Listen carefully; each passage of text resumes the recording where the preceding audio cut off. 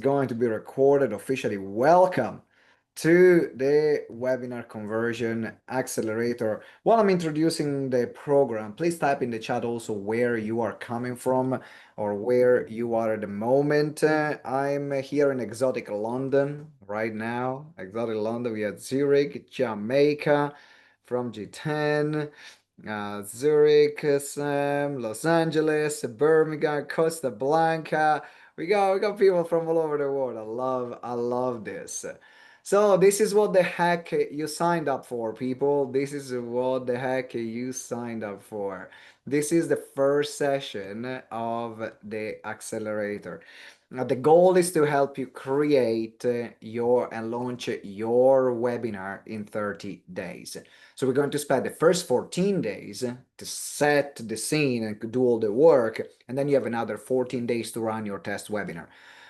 Here, the one thing that I want you to bear in mind is that perfection is the killer of dreams, and the goal is to get your webinar done and out of the way. The majority of the number one reason why people don't make webinars work for them is that they don't do it or they don't do it fast enough, right? So while things are fresh, my challenge to you is going to be to run your webinar. So we're going to explore that later. But these are the sessions that we are going to go through. Uh, Today is the first session on the offer creation.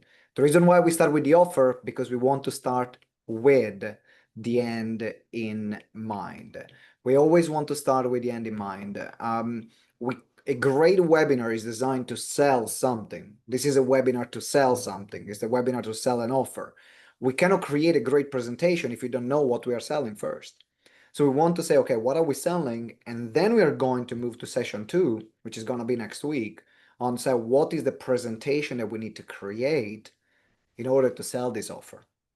Now, when we are talking also about selling an offer, it doesn't mean direct sale, right? Because depending on your audience, depending on your industry, it might mean we invite people on a call, or it might mean that we sell something specific. And today that's what this is for, to make this decision. What kind of offer are we going to sell? And what's going to be the call to action that you are going to make, depending on your buyer's profile.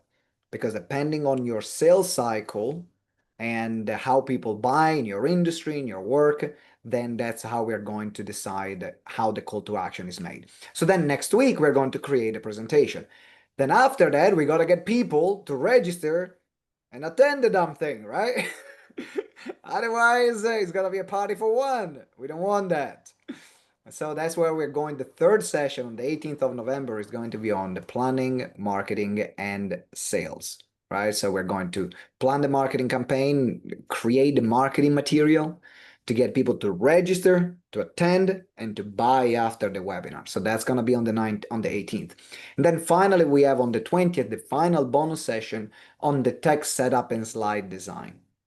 And that's going to be the final one, because then we got to bring everything together and actually use technology to run the webinar. And depending on where you are, if you are someone who is great with tech, I'm going to give you some tools. If you're someone who's starting out and not great with tech, or your business is starting out or is early on in the stage, then we're going to look at how do we make things as simple as possible. So in that session, I'm going to break it down if you are tech savvy or if you're not tech savvy.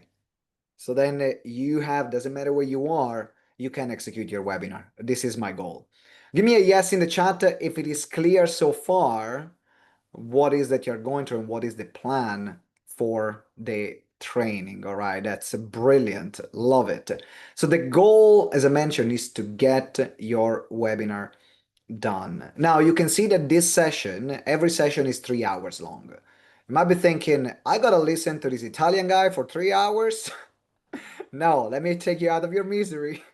You don't need to listen to me for 3 hours, okay? Today is actually the session where I'm going to talk a bit the longest, because I'm setting the scene and I need to explain how you make the most of all this program and how this program works. But the majority of the time during the session is gonna be spent of you implementing things. So normally I'll talk about an hour, and there's going to be an hour and a half, and the rest is gonna be of implementation. Because what I want to make sure is you understand what you're doing and you do it here. Why is that? Because you will get the majority of your question while you're executing the program and while you're going through this experience.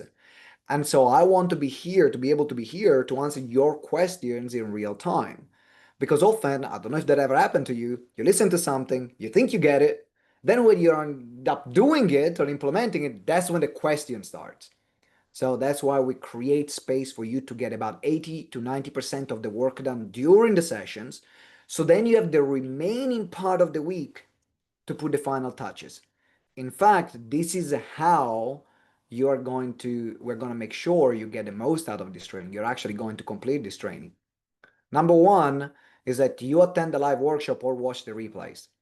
If you cannot attend some of the live workshop, and for those of you right now that are going to be watching the replay, then this course has been designed also if you cannot make it live. So I would recommend to attend the live sessions because there is more accountability.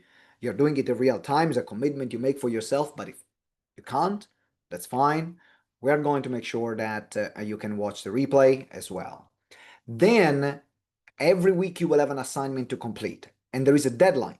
The deadline is going to be Sunday at the end of your day, whatever time zone you're in. I'm going to explain that again at the end, how the deadline and the assignment will work. But every week you will have an assignment to complete.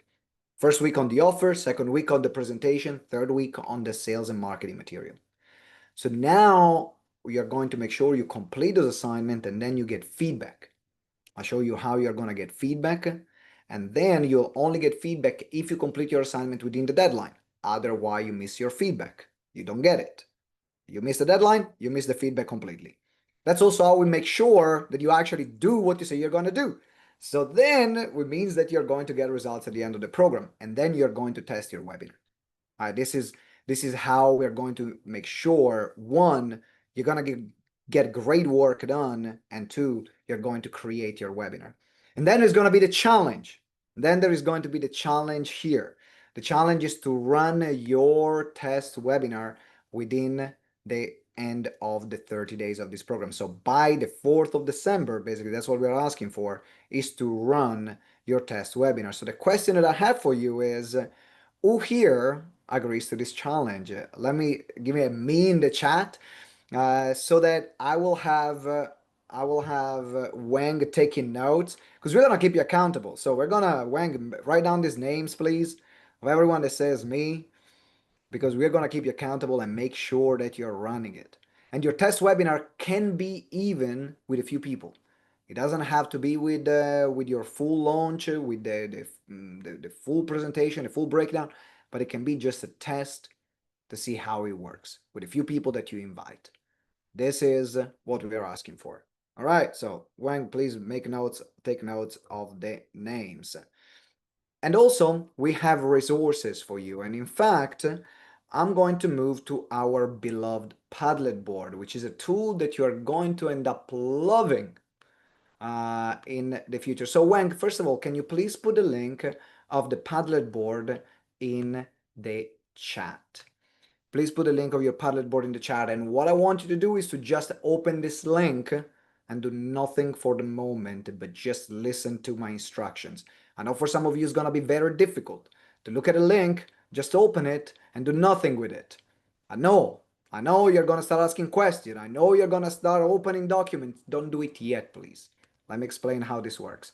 So Padlet is going to become your best friend. This is a collaborative board that we are going to use for this program. And at the moment, you will see that it starts with two columns. Column number one is resources. So all the resources that we are going to use throughout the program, they are here in the column of resources that are going to be all your worksheets and the material that we will use. Throughout the sessions, I'm going to refer back to these resources, right? So that's number one. Also, we will use Padlet to give you feedback. That's what we will do. We will use Padlet to give you feedback. And what is going to look like at the end of the program is going to look like this. At the moment, you can see that you have only the resources, the introduction, but then at the end of each session, you will have a chance to upload your worksheet and your homeworks that you will have to complete, and then you're gonna get feedback on the work that you have done. Now, the feedback is delivered by an AI bot that we have created that has been trained on hours of client calls, all our training, all our material, and basically can spot the improvements on every single part of the webinar process, from your offer, on your webinar, and the marketing material. So once at the end of the week, thank you, Mel. I appreciate it. I'm happy that you like the Simone bot. At the end of the week, once you upload your worksheet, then you're gonna get feedback, and that's how you're gonna find your feedback. But I'm going to explain how the worksheet will work, and the homework at the end of the session. So what I want you to do now is to start using our Padlet board. That's what I want you to start using. And I want you to start introducing yourself. And this is going to be the first test. I'm going to explain how it works, and then you are going to use it. So don't do it yet. Let me explain how it works, and then you're going to do it. So you can see in the introduction, not resources, you leave the resources column alone. We're not going to check anyone that puts anything in the resources column. The resources column, you leave it as it is. In the introduction column, you press plus. And now you'll see that there is this thing that is going to pop up. In the subject, you're going to put your full name. Listen clear to the instruction. In the subject, you're going to put your full name. So I'm going to put Simone Vincenzi. The reason why it's important is because in the future, when you're going to upload your worksheet, you will need to put your full name in the subject. And then here, I want you to write what is it you would like to get out of from this program. So I'm gonna write Simone Vincenzi, and I'm going to type, I want, let me move some stuff away. I want to deliver the best WCA ever and support you in launching your webinar and get tons of clients. Now, this is my intention. What I'm going to do as well now, you can see here you have some option. If you want to put some GIFs, you can click here. You can see that you have some GIFs here. You can add some images, make it a bit more fun. So I'm going to put the word webinar here and see what kind of GIFs are going to come out. So I like this one, webinar time. And then I'm going to publish it once it gets ready. Boom. And then it's going to appear. So I'm going to put some background music. I want everyone to do it so then you can understand how to use Padlet. And this is your first game just to to get warmed up. And then we'll go with moving forward with the rest of the session. So I'm going to give you 2 minutes. Time starts now. Let's go.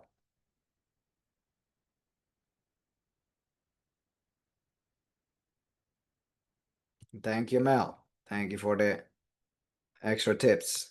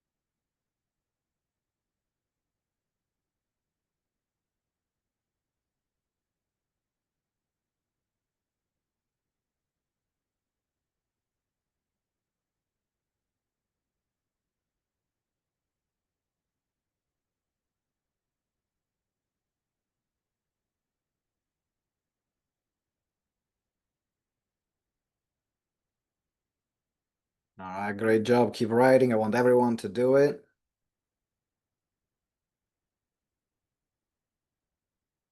Then you can understand how to use Padlet for the future.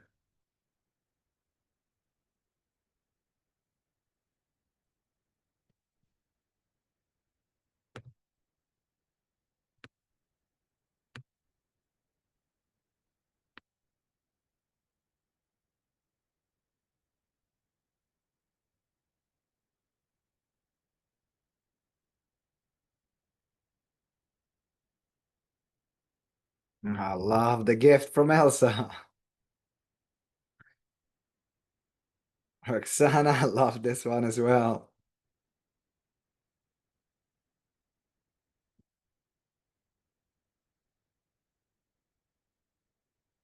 All right, you got 1 more minute. Keep writing.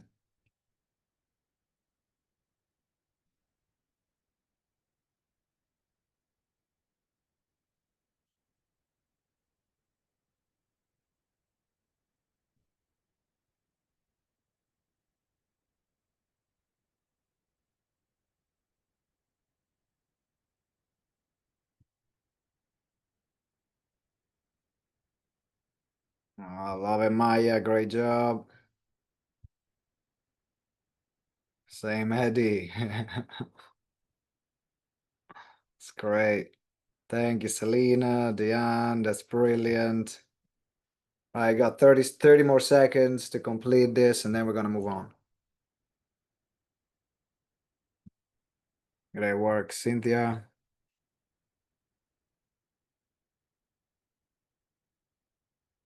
Love it, Latonia. Great job.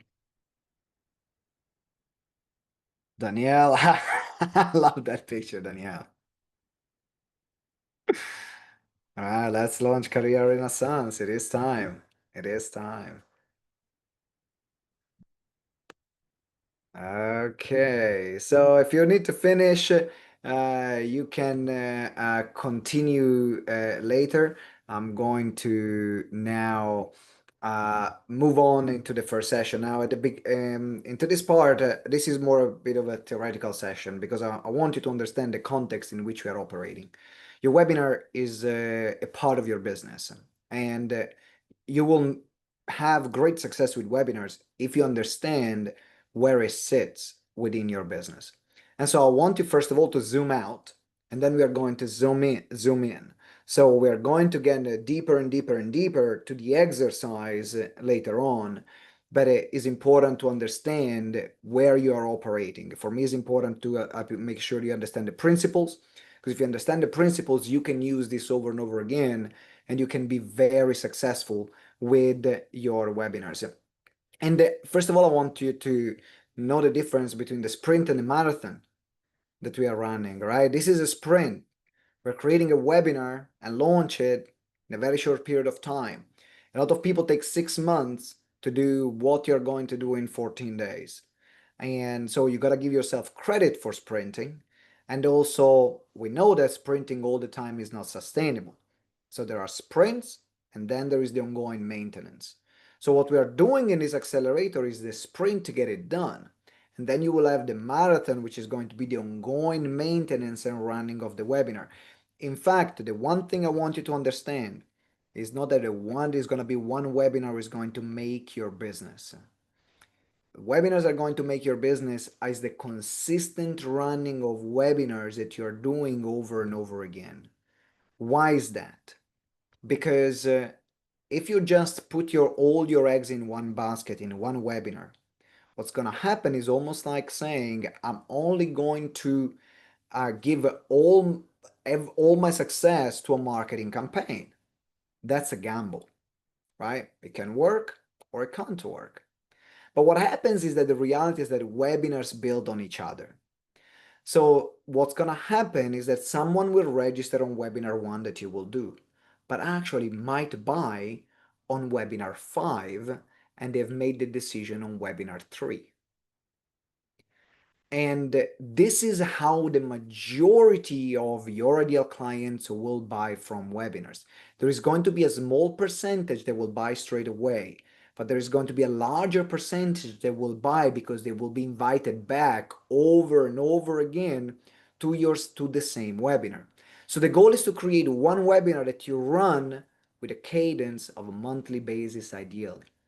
because then you always have a chance to re-invite the people that registered before and didn't attend or didn't buy to the next one. And after you run your first 3 or 4 or 5 or 6, your list will grow, your audience will grow, and the people that register on one, now they will buy on the future ones. So have this in the back of your mind, because this is how you are going to create great success with webinars. And um, to put this into context, in GTeX, we teach the GTeX method. So webinars are a part of the GTeX method.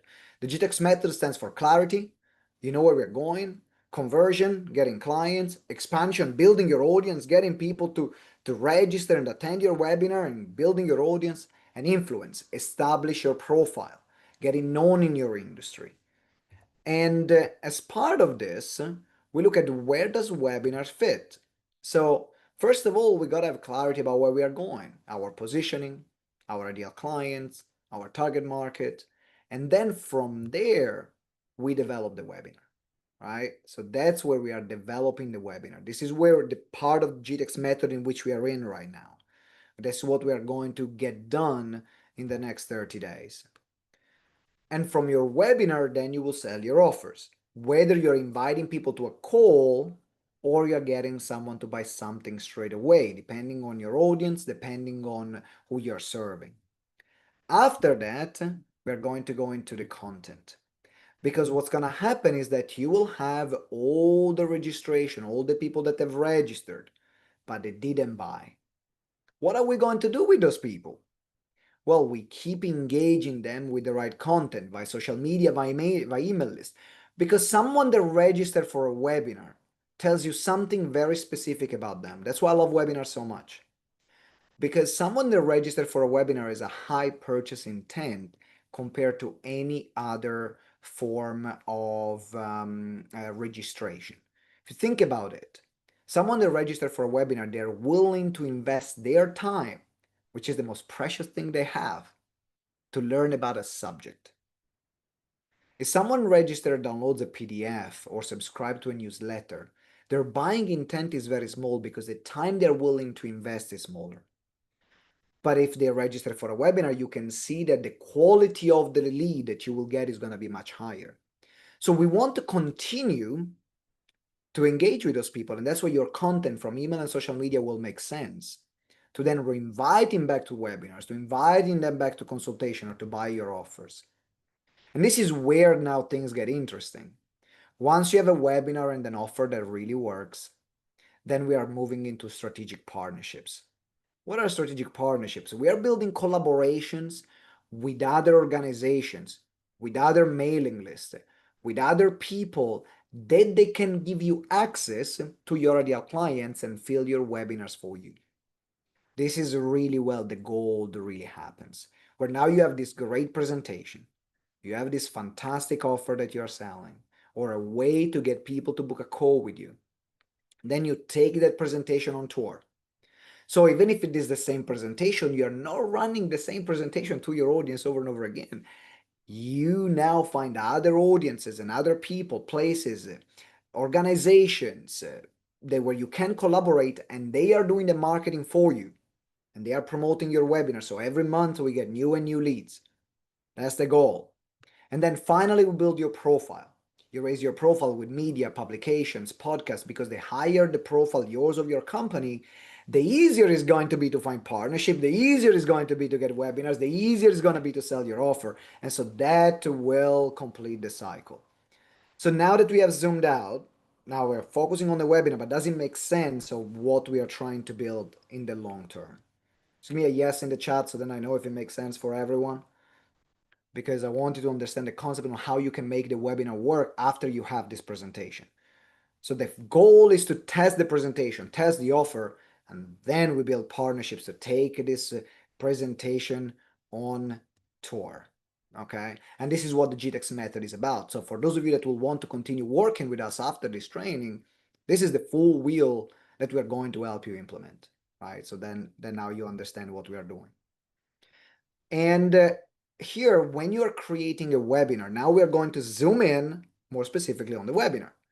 We looked at a marathon, we look at what we need to build, Now let's look at how do we approach building a webinar. Because a lot of people doing it wrong, and I gotta say, it took me 25 damn webinars before I made my first sale. 25. I sucked. I was really bad. Really, really, really, really bad. So if you've done a couple of webinars and you said no one bought from me, well, maybe you got to do a bit more, right? And what I was missing was this approach. So the first thing that we are going to look at when you're creating a webinar is to create your offer first. That's where we are starting, right? We want to start with the end in mind. And the goal of your webinar offer, please write this down, is that you want to create an immediate yes. Okay, that's the goal of your offer. It needs to be an immediate yes. Why is that? Because when you attend a webinar and when someone attends one of your webinar, pardon me, you have their attention while they're on the call. After they leave the call, their problems, their whatever they are doing becomes more important than your thing, right? So you're only important in the moment that they're watching you. After they leave, they don't care anymore about you. That's the sad reality. So that's why we want to make it easy for someone to say yes. This is the first principle.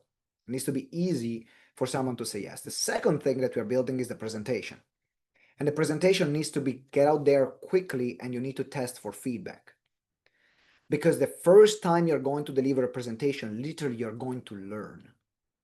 The way to approach building a presentation that converts every single time is by listening to what questions people ask in the chat or the parts that are not clear. Because the goal is to improve your presentation to the point where you're basically preempting every single question or objection that your clients will be asking. And this requires a work in progress, is never ending. I've been delivering the same presentation for 4.5 years, and every time I learn something new, every time I deliver it.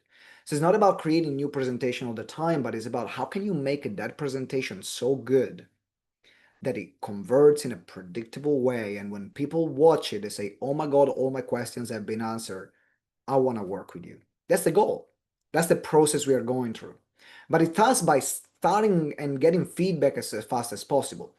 And then at the third level, then we are going to build your webinar funnel. And at this point, then we are building the tech and all the integration, and then we are looking at improving the marketing and sales material. So the goal is to increase the registrations and sales.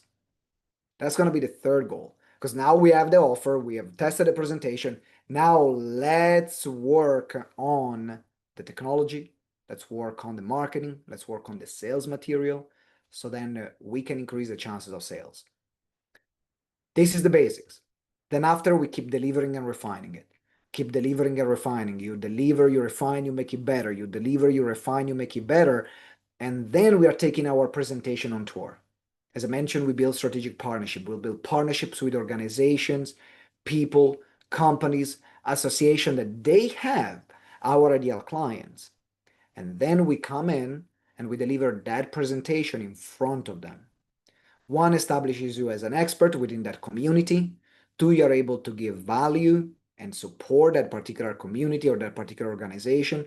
And three, gives you exposure, direct exposure to their ideal client, to your ideal client and their members. And then finally, we automate. It's like, okay, now we have something good. Now we have something good that converts live. Now we have something that works. Now we can put this on autopilot, where you can direct people to the automated presentation and they will book a call or will buy. Now remember one thing though, live always converts more than automated. That's why automation starts later. And automation will only work if you have something that converts really, really well live. Why is that? Because live creates connection. Automation doesn't create connection. So when you have that moment of connection, when you're live with them, the trust is higher, they're more likely to stick through it, and the sales are higher. What automation gives you is volume and scale. So there is a purpose for automation, there is a space for it, but it's not the starting point.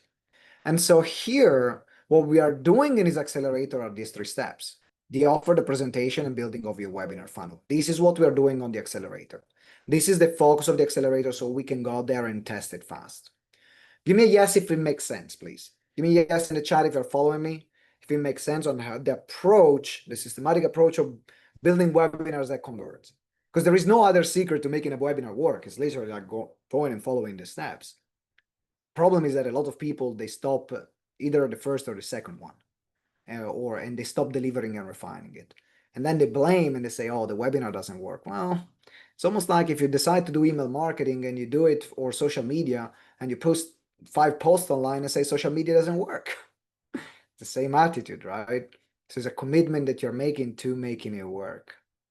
So now we're going to look at the offers, because now we're going to zoom in again. So we started with the offer, so let's zoom in into the offer now.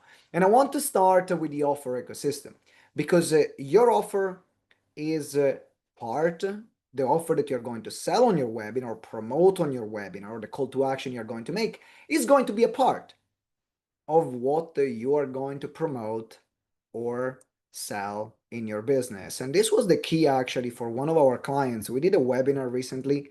Actually, it was a few years ago actually with Sabine. She's an expert in lead generation, so she was able to get people to register for this webinar.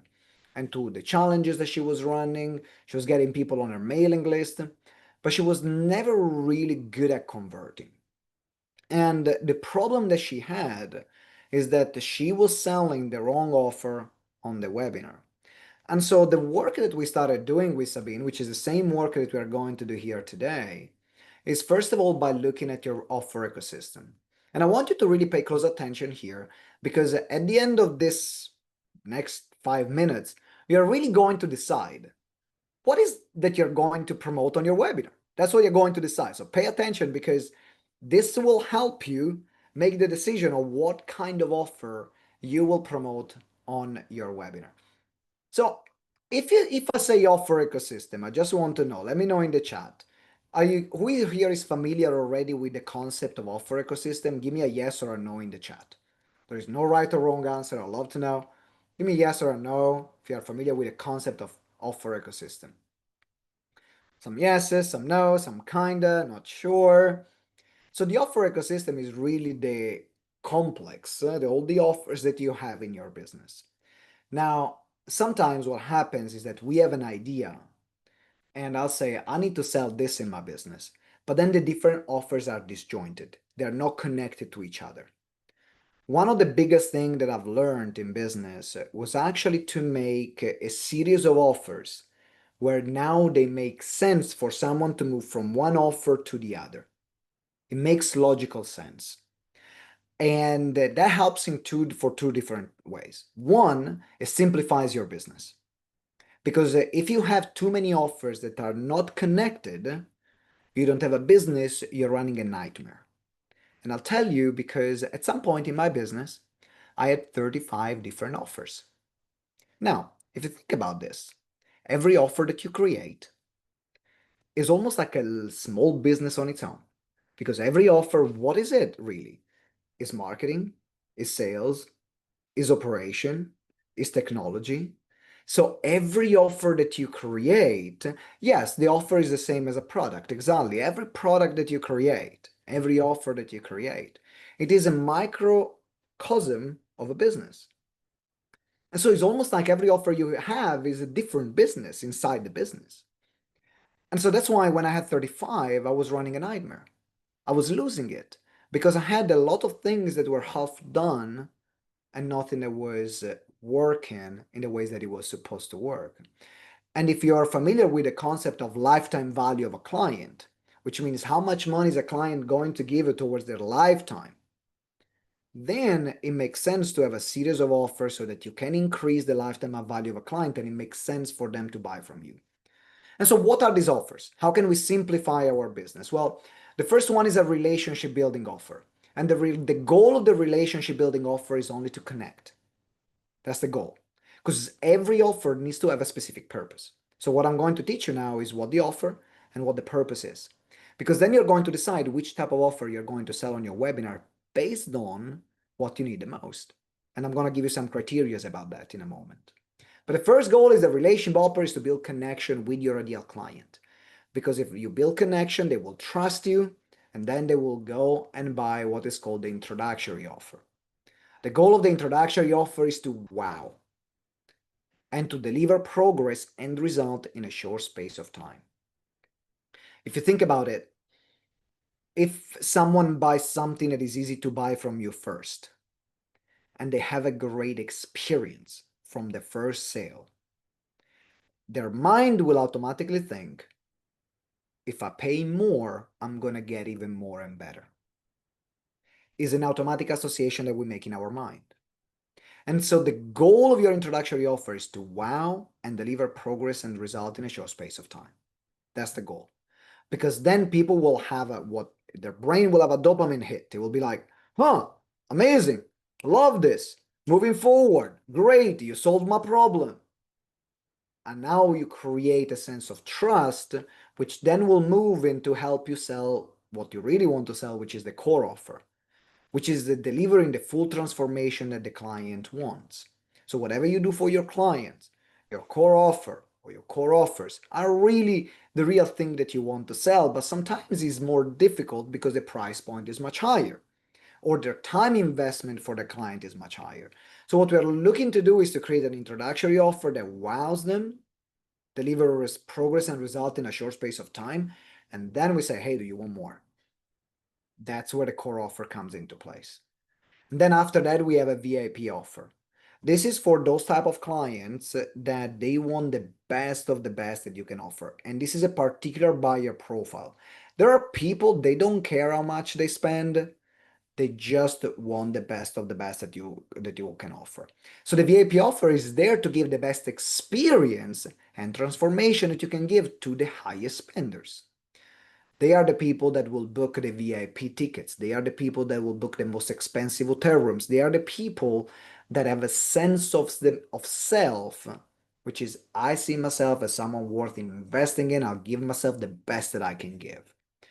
And so what happens is that if you don't have a VIP offer, you're leaving money on the table. Because there are some people that just because of their nature, they want it. And just because you have it, someone will buy it. So this is one of the things that automatically increase the revenues that you make. And then finally, we go into the retainer offer. So now imagine they got this incredible experience. Either they bought your introductory offer, your core offer, or the VIP offer.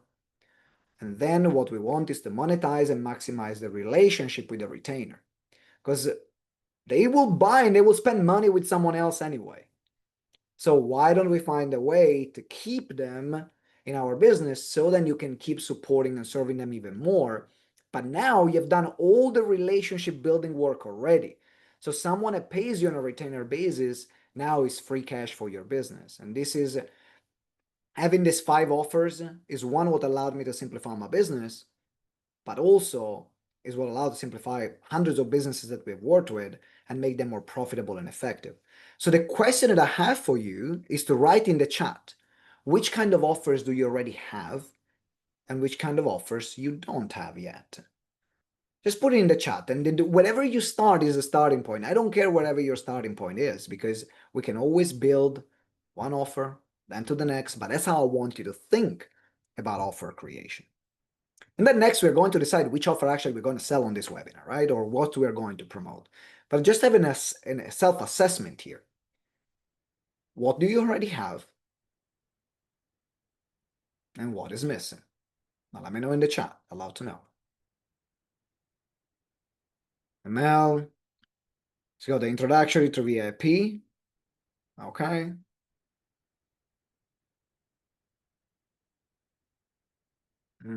So Selena, what you have is a relationship building offer. Mavis, they have a relationship building offer and core offer, but not introductory and VIP. Okay, that's good.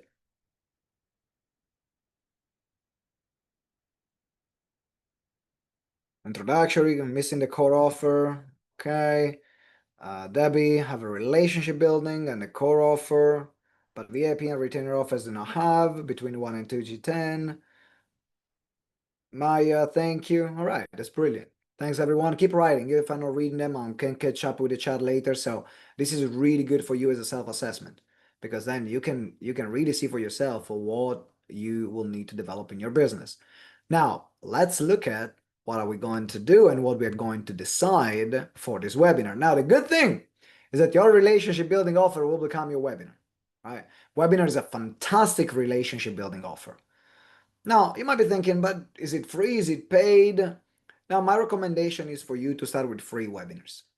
Start with free before you move into paid webinars. Paid webinars work if you have a huge database or a huge trust and relationship with your audience. Otherwise, it becomes something else to sell. I'd rather you using your webinars to build your database, so as a free relationship building offer, than putting a paywall on those. Then you will have your introductory offer, and this is the decision I want you to make. So if your goal as part of this training is to get new clients that never bought from you before, so you want brand new clients that are to get familiar with you and to make the first sale, and either you can sell on a direct sale, which is anything lower than $500 that you can sell straight away, it becomes an impulse purchase if your audience buy that way, or invite them to a free consultation. That's how you can sell. But if your goal is to get new clients, then pick an introductory offer to develop on this particular training. If you have a lot of connections already that you can leverage, you can pick the core offer. You can develop a core offer.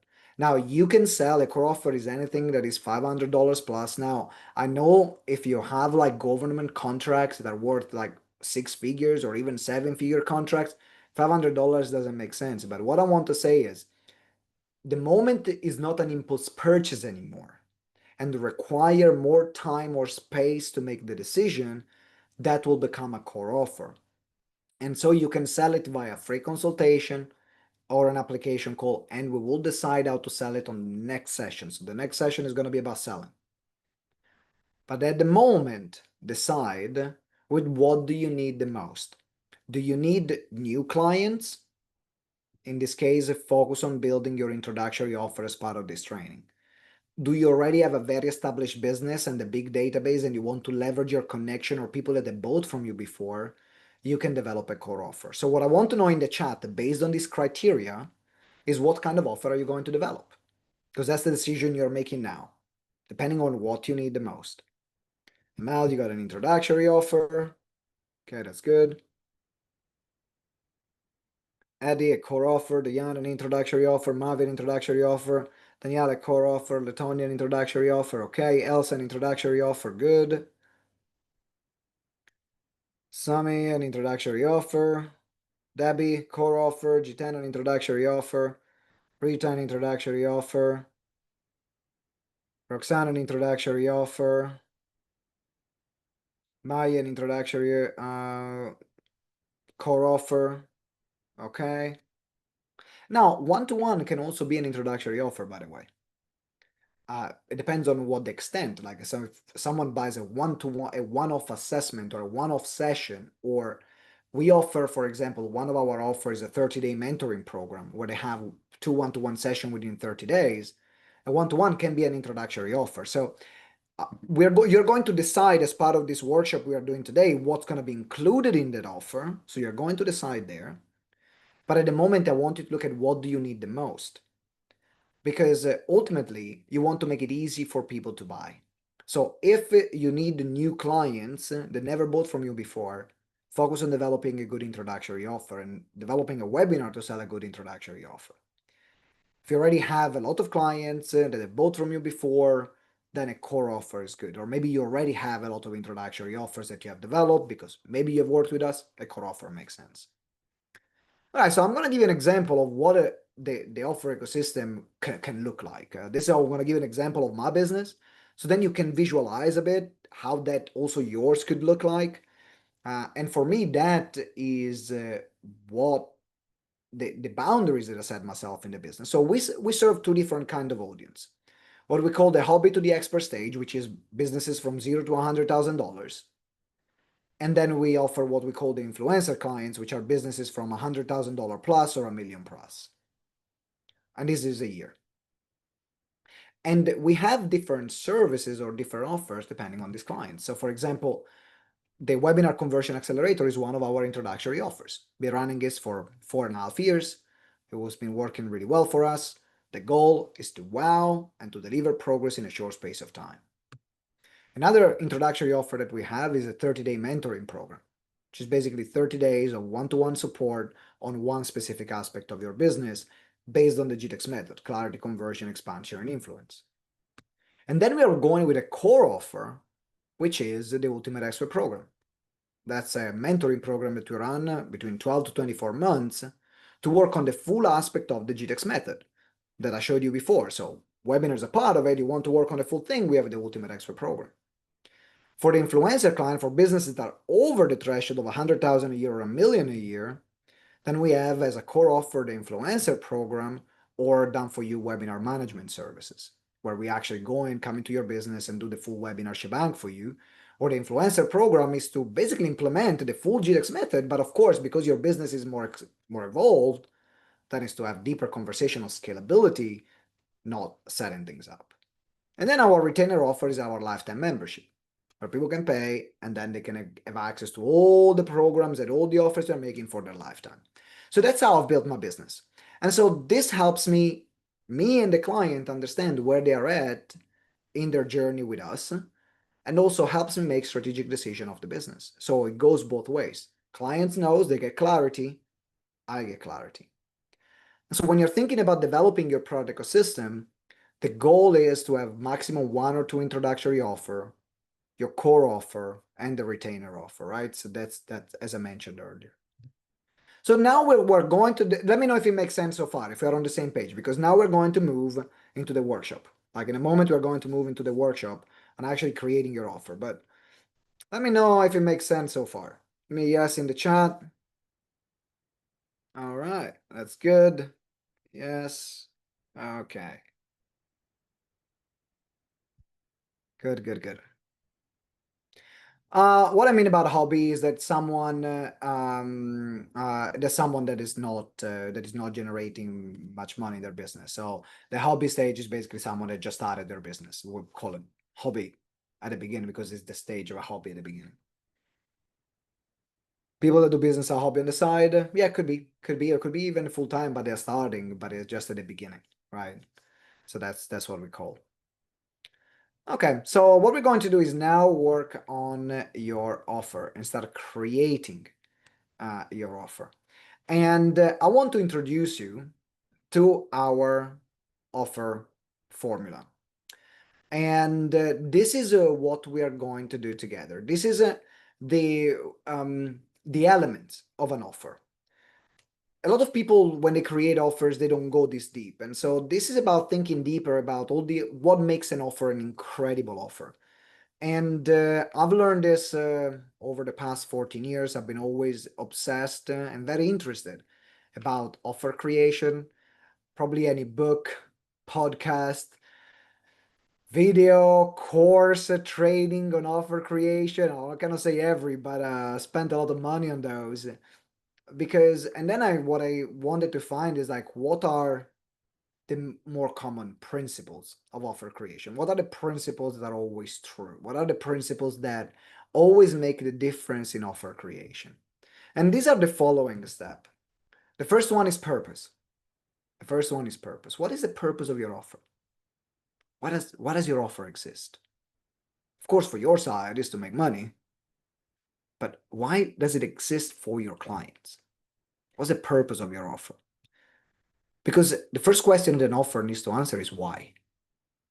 Why do I need it? And that's the purpose, is the answer to the why. Why do I need it? Then the benefits. What would it do for me? What will this offer do for me? What will the offer do for my business, for my life, for my relationship, for my health, for my organization, depending on what you're selling? The third part is delivery. What's included? How is this offer going to be delivered? How are you going to get me to the result that I want? How are you going to get me to the purpose of the offer? How are you going to get me to the transformation that you said you're going to provide? The delivery. How is it delivered? What's included? Incentives and bonuses. What can you create to get someone to say yes faster. A bonus is really an incentive to get someone to say yes now instead of I'll think about it, or yes, but I'll do it another time. And there is something really interesting about bonuses that I've learned, which if you embrace it, it will make, and incentives, if you embrace it, it will make probably one of the biggest differences in your business, which is that incentives and bonuses are what uh, is the reason why people will buy something. So when you're creating your offer, one of the best things that you can do is to leave the most valuable thing of the entire offer as an incentive or as a bonus. Because if you leave what people want and need the most as an incentive, someone will say yes just because of that thing. And it's just a difference in positioning. The offer is the same, but it's how you position what's included between the bonuses. At the end of the day, it doesn't make difference. They're all part of the same package. They're all part of the same offer, but it's about the wording and how it's positioned. Then the price, how much you charge. And then finally the upsell. What's gonna happen after? I like when I create an offer, I always like to think about what's gonna happen next. All right, what's gonna happen next after they buy? Even if I don't create it, it's just good to know what's gonna be the next step in the offer ecosystem. So what we're going to do now, we're going to move to our manual and to ChatGPT. So Wen, can you put again the link of Padlet, of the Padlet board in the chat? Because now it is time for you to play around. It is time for you to play around. It is time for you to start getting things done. I've explained the theory. Now it's time for practice. You can see in the resources column, you have, if you scroll down, 1, 2, 3, 4, you have high converting offer worksheet. Let me just check.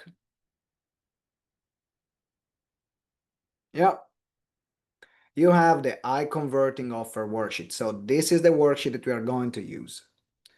I'm going to explain how this works, and then you're going to get going. So you will need two things. You will need this worksheet open, and you will need your ChatGPT account or whatever AI you're going to use.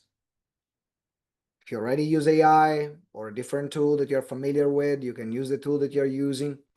Normally, we use ChatGPT for this particular training because everything that we are going to create in all this process, we are going to create with AI, and then you're going to review it and make it yours. So whatever before was going to take hours of work that we were doing manually, now with AI, we can do it in a few minutes. And then still putting our final touches together. So I want to explain how this process is going to work. First of all, you need to create a copy of this document. The way you're going to do it is with File, make a copy, or download it. Make a copy will create a copy on your Google Drive because I'm not going to give you access to any document. These are the documents that we use. So either you make a copy for you on your own Google Drive, or you're going to download Microsoft Word or PDF or whatever you're going to use, and then you're going to have your version. So first of all, create your own version of the document. Once you've done it, type done in the chat.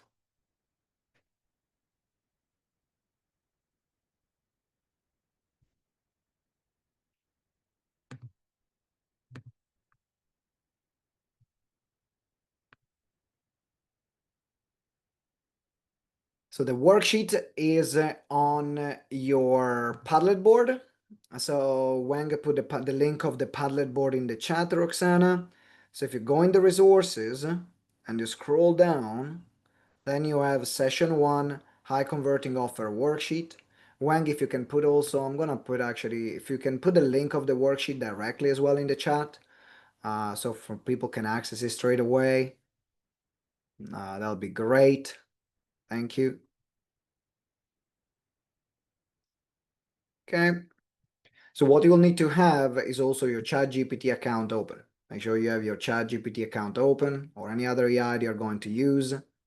Wang also put the link, the Google Doc, the Microsoft Word document already in the chat. So if you want, you can download it directly from there as a Microsoft Word. And we are going to divide this workshop in two parts. The first one, we're going to create a customer avatar. And the second part, we're going to create the offer. So at the moment, we are only looking for the customer avatar. I need to listen carefully because what's going to be important for this entire training is that one, you create a new chat inside your ChatGPT account. So it needs to be a new chat because we are going to use the same chat for every single session, right? So it's not that every session we are going to create a different chat. We're going to use the same chat for all the sessions in the future. Why is that? Because then it can remember things. It means you're not repeating yourself over and over again. So one session will build on the next, will build on the next. So next week, I'm going to ask you to come back to the same chat that you've used. So don't start confusing yourself with multiple chats because otherwise you'll break the process. So it's one chat that you're going to use. So create a new one, not an existing one that has previous memory of other things. So you create a new chat just for this course. Okay? And then what we're going to do here is that to use, first of all, these prompts. And this prompt is about creating your customer avatar because we are going to set the scene for who is this offer going to be for. And before creating an offer, we want the offer to be specific to the customer avatar that you're going to serve. So you can see that every time that there is a prompt, there is a new copy and paste that we are going to use in our chat GPT. So let me give you an example. What I'm going to do, I'm going to open my chat GPT account. I'm going to open a new chat because this is going to be the chat that I'm going to use for the accelerator. And then I'm going to go in and take the first prompt. Now you can see that there are things in yellow. Things in yellow, it means that this is what you update. Right? This is what you update. These are the information that needs to be updated by your side. If there is nothing in yellow, it means that you copy and paste things as they are, that you don't make any changes. So you can decide to update them here in the document or into your ChatGPT account, whatever you prefer. I would recommend probably update them straight into the document. It's just going to be easier for you to copy and paste later. But for the purpose of this, so I don't change the template, I'm going to take the first prompt. I'm going to go into ChatGPT and I'm going to paste it. You can see that now I got these brackets. So I want to say, act as a business consultant, create a customer avatar of insert ideal client, also a middle manager who wants to get promoted. And I help them with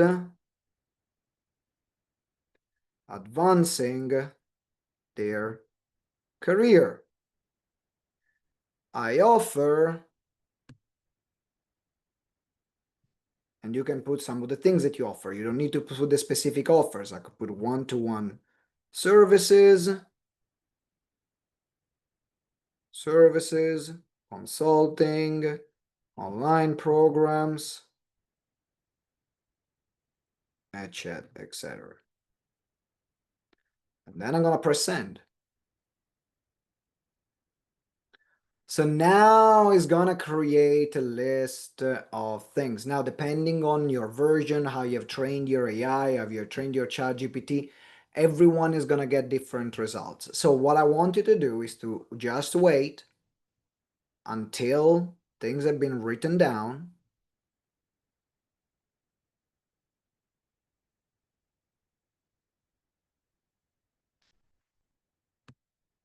And then I'm going to take the next prompt. You can see there is nothing yellow. So what I'm going to do here, I'm sharing the screen. Can you all see it? Nope. No, Yes. Danielle, so if you're not seeing it, everyone else, it looks like can see it. So let me try to stop and reshare. Otherwise, you need to go into the new tab, but it looks like everyone else was able to see. Can you see it now, Danielle? Yes, I can. Thank you. All right, that's brilliant. So what we're going to do here is then take the next prompt. But sorry, Simone, what I was not seeing was what you were typing in your, there, now I can see it. Okay, easier. All right. And so then what we're going to do is to go here and now put the next prompt. And then you're just going to wait for the answers. If there are some things that you want to change in the prompts, you can always give feedback to ChatGPT. It's like, hey, this is not wrong, this is not right, this is wrong. You can update. So when read the answer that is going to give you, because then you can adjust it. Then I'm going to go into the next prompt, and so on. All right, until the end where you have the final prompt before offer. So we're not doing the offer yet.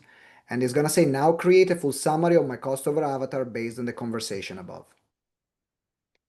Right? So even if your first prompt gives you a lot of things, keep going through the process, because what we're looking for is a very detailed explanation of the customer avatar, demographic and interest, their frustration and fears, their wants and aspiration, their pain, problems and struggles, the previous actions that they might have taken before that are linked to buying something that you're selling, the previous thing that they might bought before purchasing your services, their keys purchase drivers, the before and after statement of what they have, feels, and what their average day looks like and their status in their life. So you can see we're really going deeper in the demographic and the psychographic of the ideal customer. So that's why these prompts were designed in this way. So I'm going to be answering those questions. So for those of you that are ready to start, you can get started. You have 20 minutes to do this exercise, and then we're going for a break. Any question, I'm going to look in the chat and answer the question that you have. So if you get stuck on anything, something is not clear, now that I've finished the explanation, I got time to look in the chat and answer your questions. All right. But if you're ready to go, you can go. So I'm going to look in the chat right now.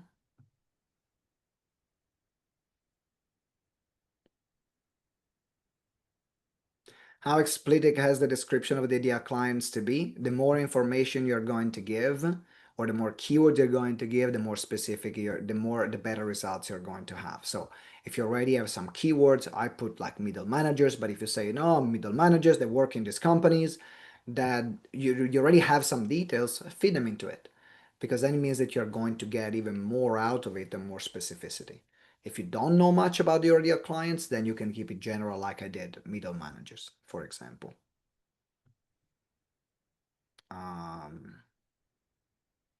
So what you're doing all the prompts now for the customer avatar, but not the offer. So we are excluding the offer. We are stopping at this prompt, which is the final prompt before the offer. So that's what we are doing. I can see Gary. So Gary has already been helped. We asked ChatGPT for demographics, so you can ignore my question. You're welcome. Yep, time to do it right now.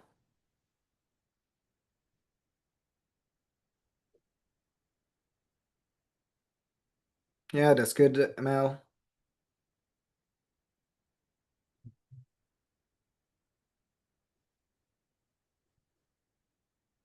Yeah, you can do it again, because also what we want is to train the AI and the chat and what you know about the customer avatar, right? So even if you know, we want your ChatGPT to know and to go through this process, because it will help its link to the next part. So even if you've done something before, great, do it again, because otherwise you're not going to get the same results at the end. So follow the process. And if you're overwhelmed about an overwhelming output of AI, the one, you'll get the summary, right? So what the AI is going to give you is a lot of information about these clients. That's why we have the summary. Even if the summary is more overwhelming for you, then you can ask, hey, can you simplify it? I write it in maximum 10 lines. So you can always reduce the overwhelm. That's the beauty of using with AI. Now, the AI will know the details, but if it becomes too overwhelming for you, you can decide to tone it down.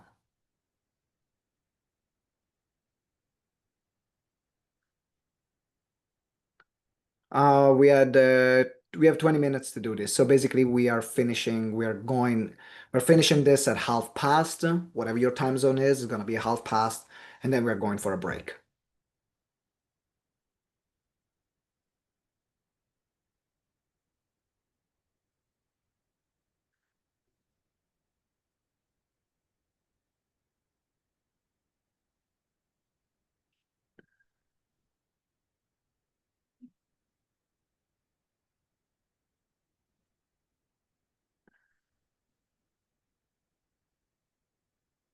Well, if you're helping them with the outcome so that they can have a great website, right? They can have a website to represent them and grow their online presence at the end.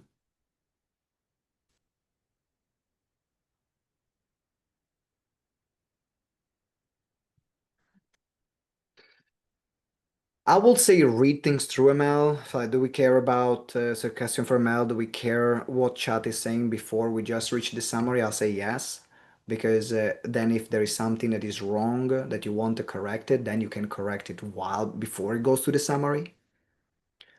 Or you can decide to correct the summary at the end.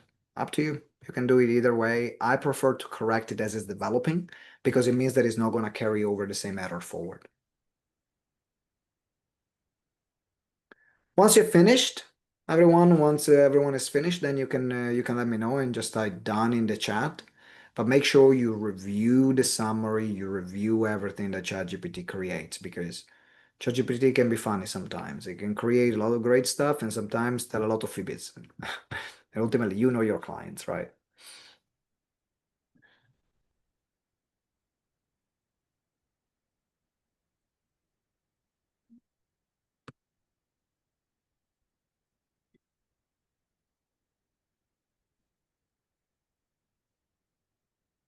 I did a customer avatar before and also an off page before. Do I have to redo the whole thing again?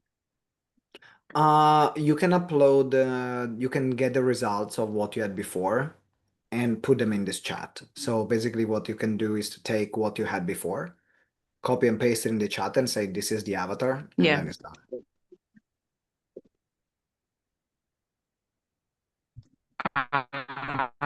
Okay.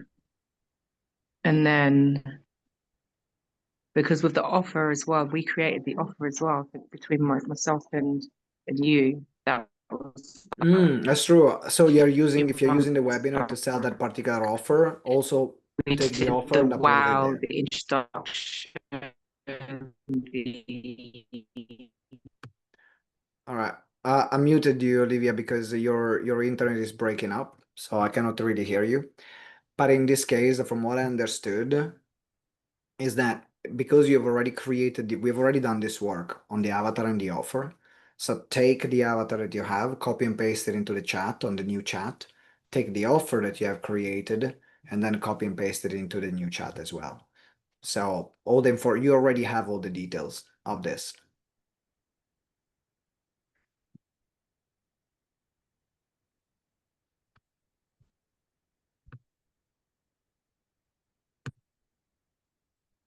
And I hope your sister is okay as well.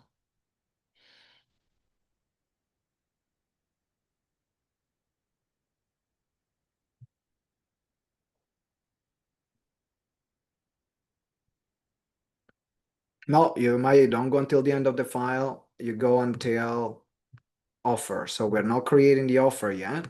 You go until the end of the ChatGPT customer avatar. So you go until this prompt here.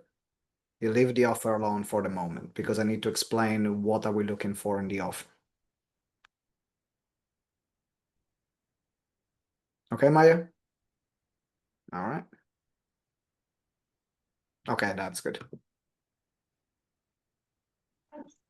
Sorry, Simone, just one more question. You know, the offer, would the offer be the final offer, like the bigger offer out of the entire ecosystem? So say, for example, mine's a course. Would it be that offer rather than go through the whole entire ecosystem? Yeah, for you is the offer that we have decided to sell. Right. So you know that your course that we're launching in January, Yes. Yeah. that's the one that you're developing. Okay. And also, Livia, because you have already done this work, because we have already worked on the offer and the avatar, if you want to drop off the call, also you can, because there is nothing going to be anything more to do for you, really. Like the next session is the one of the webinar building, so there is not going to be anything more than what you already have for this. I'll still listening. There might be somebody that Okay, might drop that's good. something that might my ears fill. All right, that's good.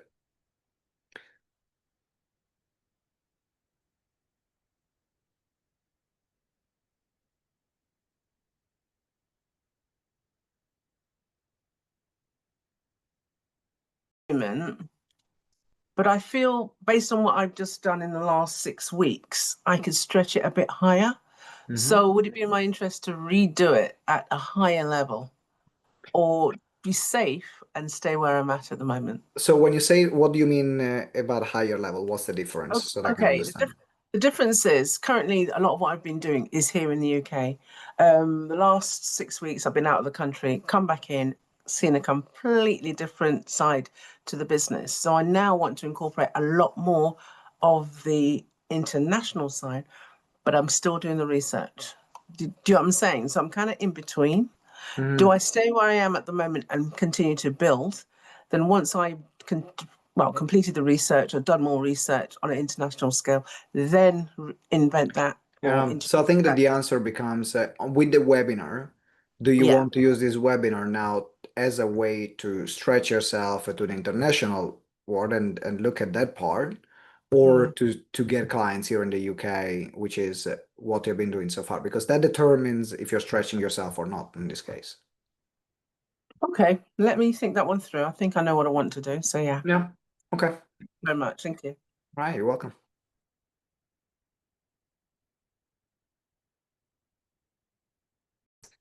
One is working with men, and the other one is more general.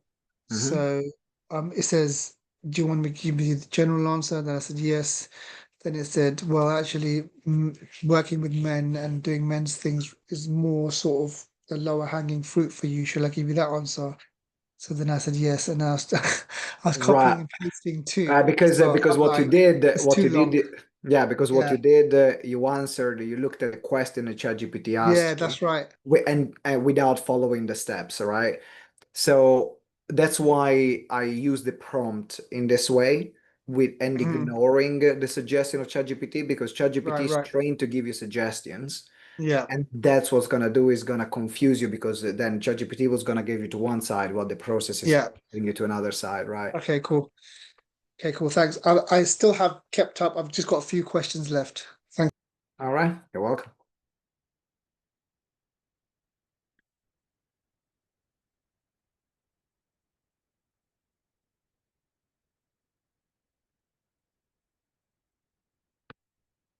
For those of you that have never done this type of work before, really look at what ChatGPT is giving you. Read it through, because you're going to learn so many things about your ideal clients that you didn't know before. Now, I've been using these prompts and this process for maybe the past 2.5, maybe 2 years, and it really helped me with any business that I run. We have 4 businesses, and every time we run through a customer avatar, I really understand them deeper. And what we have now with this tool, we literally can do some market research that before will cost thousands to get this level of granularity about our ideal clients. So of course, it always need to be checked, but if you have not done this work before, you've never done this type of work with ChatGPT and customer avatar, really take your time to read things through, because it will be very eye-opening.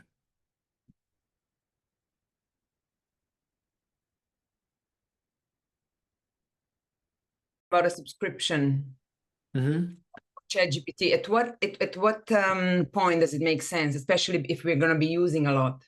So personally, I think that it's good to have the ChatGPT subscription for the amount of things that it can do for the business, even beyond this course. I'm using it a bit, like literally for everything, for market research, for Because it's probably a big difference in its output if it's not a free subscription, right? I can imagine. yeah, there is. Now, to be honest, if you use a lower model like ChatGPT 4, for example, it was good enough. Because before ChatGPT 5 came along, we were doing the same course with the same prompt with ChatGPT 4, and it was good enough. So I just don't know when you hit limits and how it behaves with limits. That's the part that I don't know, because I've been using the paid subscription for a long time, so I've not tested with a free one. I think that if you want to keep staying with the free, you can. And then if you're not happy with the output, or the limits are too restrictive, then you can say, okay, let me upgrade or get a free trial for the month. So you can also approach it in this way. All right, you're welcome. All right, people, I am going to take a break now. I'll see you back at 22 when we are going to work on the offer. Make sure you get some break as well. Move to the next section. There's a lot to ask a few of you, in particular if you have not done the accelerator before. So if this is your first time, I'd love to know from you, what are some of the things that you've learned today so far that stood out for you? So think about the things that you have learned today. Could be the customer avatar process, could be the GTeX method, how we think about webinars, how we think about offer creation, the offer ecosystem. So some of the things that really stood out for you if it's the first time. Anyone wants to share? Yeah, Diane, you can go ahead. For me, I think it's with getting new clients, I spend a lot of time talking to people and like just kind of spinning my wheels, trying to build the relationship for a new client to be able to sell them a website, since websites can cost, $2,000+ depending on how big of a site it is or how many bells and whistles they need. So knowing that maybe I should be focusing instead on, if I don't want to be doing like free work or really low paid like consulting work or what have you, focusing on that $500 or less offer first to then get them in. It's just trying to figure out what that should be, which I'm thinking the next step will tell me that. That's So that's where we're going next. All right. Thank you, Diane. Appreciate it. Mavis said the offer ecosystem. I've done the avatar before, but it was refreshing. Okay. Who wants to go next? Something specific that you got from today? I think for me, it's also just seeing how you're running this webinar. So at the beginning of the call, you offered us the, just want to call it upsell for us to get one-to-one coaching from you. And this is something that you've spoke about in your presentation today. So I'm seeing from today and even like the webinar intro, sort of free webinar of how you've implemented what you're teaching us. And that's inspiring to see as well. So yeah. All right, thank you, Jitan. And this is I mean, you can of course learn from what you learn from the process, but also if there is something that I do that you say, oh, actually I like that. Let me pick that in my business because it makes sense. Then absolutely, that's how I build my business, right? I was looking, attended a lot of other programs and courses, and I said, oh, I like that. I like that to be part of the way I run things. I see something else, I'm like, nope, I'm not doing that. That's not me.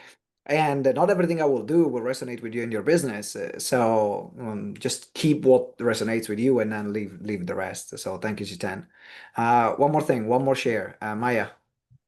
I think it was amazing, that confirmation of how every offer, every product is a microcosmos within the business. How a retreat is one thing, a book is one thing, an e-product or whatever, and everything needs like a promotion, a social media campaign, an audience. So for people like us who can't niche or, wants to be everywhere, that's super challenging, right?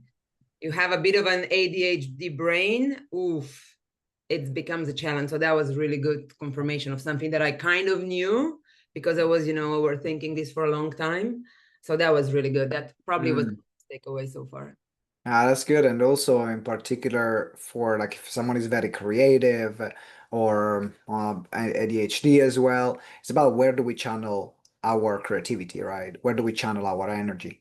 Because we can channel the energy creating something new all the time, or we can channel the energy making what we have even better, or channel the energy on the marketing and the sales of it.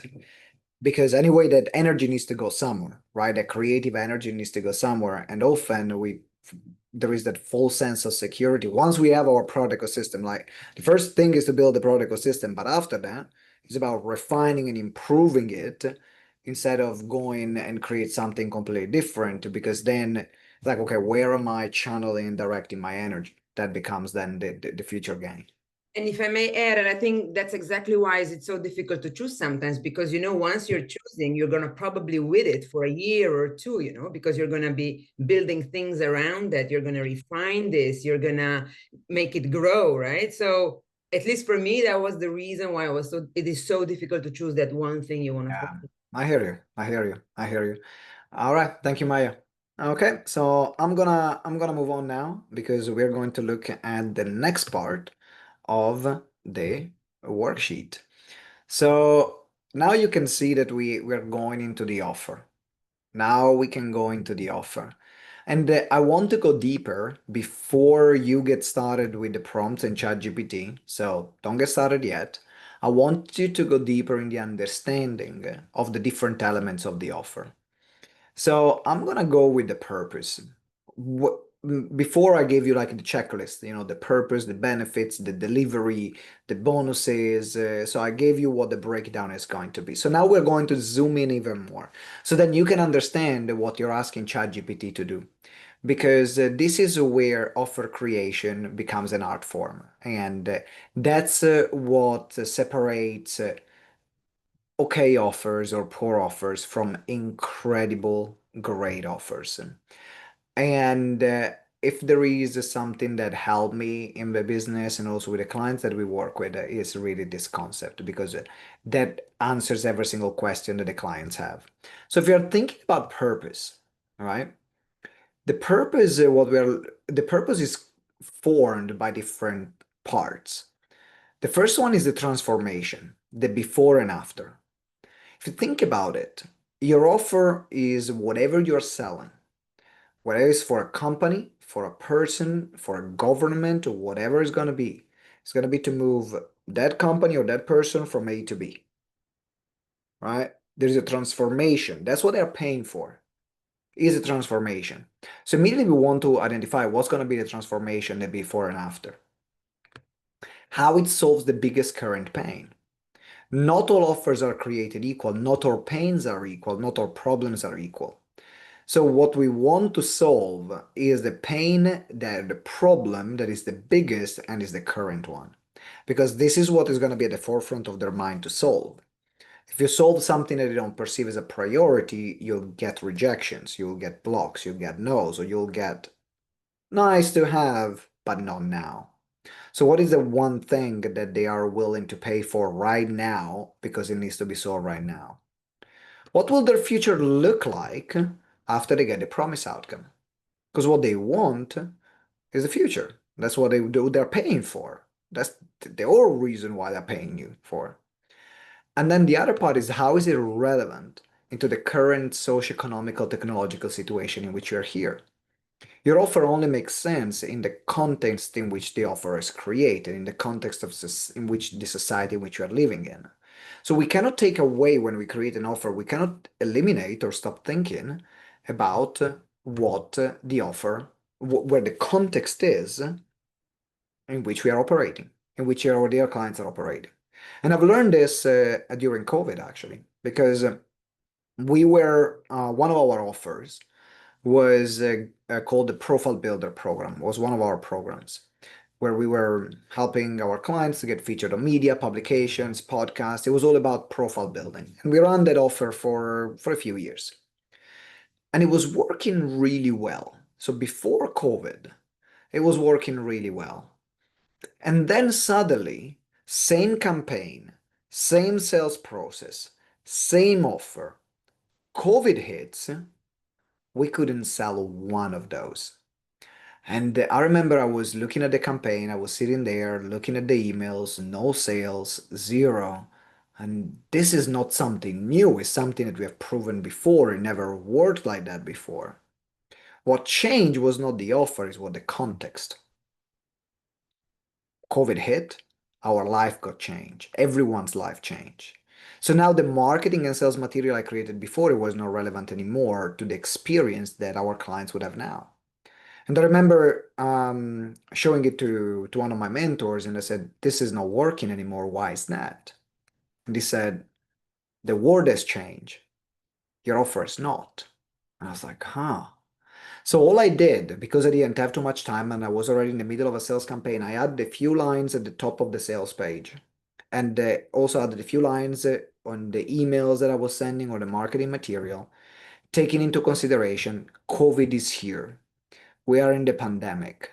This is your experience right now. Just because I framed that in a way that is relevant and then linking my offer on how it helps in this situation, then the sales started coming in. So the first sale, the second sale, the third sale. And that was one of the biggest lessons that I got in that experience. So when we are creating offers, it's not just about the ideal client, but it's really about understanding where our ideal clients are operating in. Then we are moving in the benefits. And no, this is not being live stream, ML. It's just a Fathom recorder that says it's live stream, but it's not being live streamed anywhere. It's just the Zoom functionality that says that kind of word, but it's not live streamed. Then we have the benefits. So the benefits, what we want to focus on, this is one of the reasons why a lot of offers don't sell, because it becomes too complex for the mind of the person to understand it. And remember that the context in which our clients are living in is a context of overwhelmed. We're all overwhelmed. I'm overwhelmed, you are overwhelmed, they are overwhelmed. I'm making as a generalization, but we live in a society where the problem is too much choice, too many options, too much input. So what you're doing, anyway, you're adding more to someone who's already overwhelmed. And their brain capacity is not that much because it's full of stuff. And that's why we want to focus on giving them one big win. One big win. One of the things that is important when we are mentioning the offer is to be able to say the win that they're going to get in one sentence. And that's going to be very clear. If I think about the accelerator, is to get clients with a webinar in 30 days. It's clear, you want to get clients with a webinar in 30 days. That's the goal of the accelerator. And when someone hears that, immediately in one sentence they can understand the outcome and what the transformation is going to be and what the one big win is going to be. And then on that, then we are going into deeper a level of benefits, because ultimately what people want, organization wants, but organizations are run by people, even if you sell to companies, is save time, save money, make money, improve their quality of life, and they want something practical and tangible. And is our responsibility in our marketing, in our sales material, in our sales consultation to say these things. Because we cannot expect our ideal client to do that work for us, that mental work for us. This is what people want. This is everything that people buy for. So what we want to do is to link your offer, your product, your service, whatever you're selling, to each one of these points. Because depending on what the person is going to, what the values, what the drivers of the person in front of you are going to be, one of those is going to be more relevant than the other. Some people will make decisions because they want to save time. Some people, they will make decisions because they want to have time to do something else. Some people will make decisions because they want to save money. Some people will make decisions because they're more driven by making more. Some people will make decisions because they want a better quality of life. And some people, they just want things to be better in a practical way. And so when we are looking at different personalities, that's why all these relevant parts are important. Then we are going into the delivery. The delivery is when we are going to choose the primary delivery method. So instead of choosing different ways to deliver that transformation, we are only going to pick one, because everything else is going to be a bonus. Everything else, which is not the primary delivery, is going to be positioned as an incentive, as a bonus. It makes more sense and it will help the offer to sell more, because the more incentives there are, the more the person or the organization will be likely to make the decision faster. And so here there are different ways in which that you can pick. So one is online pre-recorded, live group sessions, one-to-one coaching, mentoring, consulting, a done-for-you service, you do it for them, a community, or a support that you are given. And so you're going to pick, at this point, you're going to pick only one. The rest that you're going to put is going to be bonuses. Now, when you're picking this, I want you to pick something that you can deliver immediately. Because remember, the goal of this program is to launch a webinar in 30 days.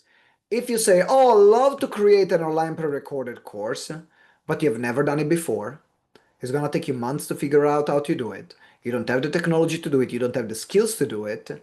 Now what you're doing is to make the life more difficult for yourself, right? So what you want to play with is, what can I deliver right now that makes sense? And then you can work on building the things that you don't have.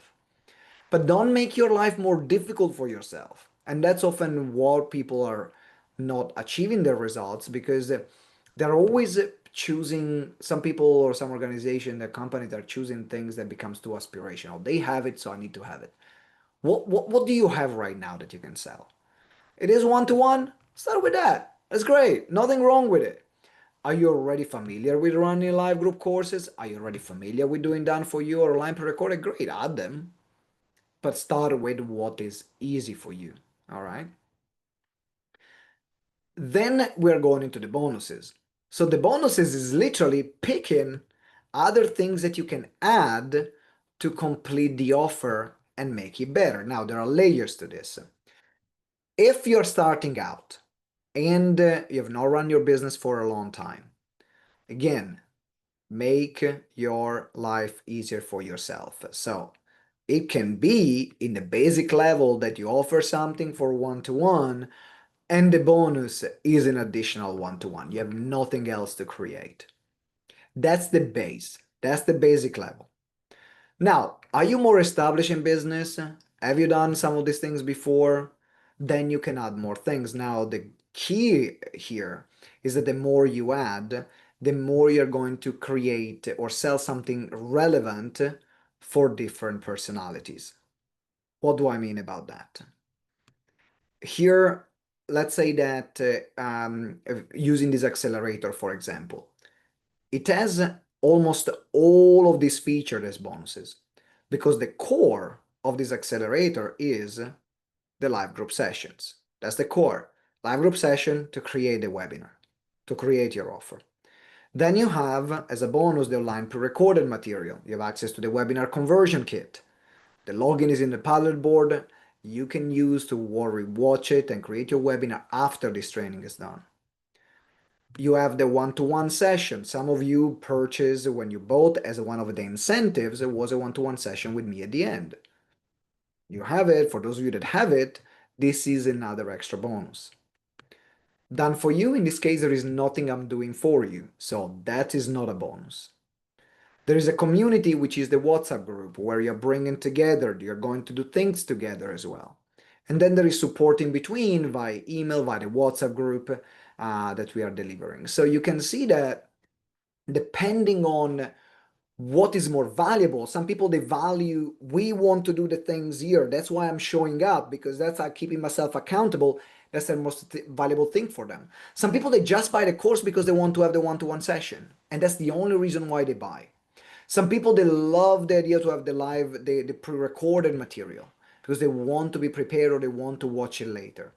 Some people, they just join because they want to be part of something bigger than themselves. So the more you add, the more buyer's profile you're going to attract. But at the same time, you build it layer by layer. I didn't start in this way, right?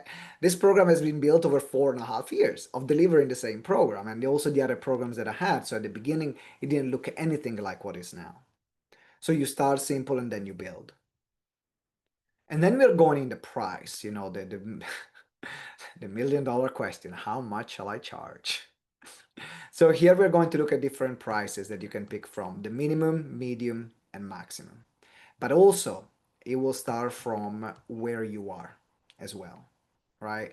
Because if you're starting out, it's going to be different price depending on if you're good at what you do, but you're not known, or if you're established with plenty of testimonials. If you're established with plenty of testimonials, you can get away with charge higher prices because your credibility will make up for it.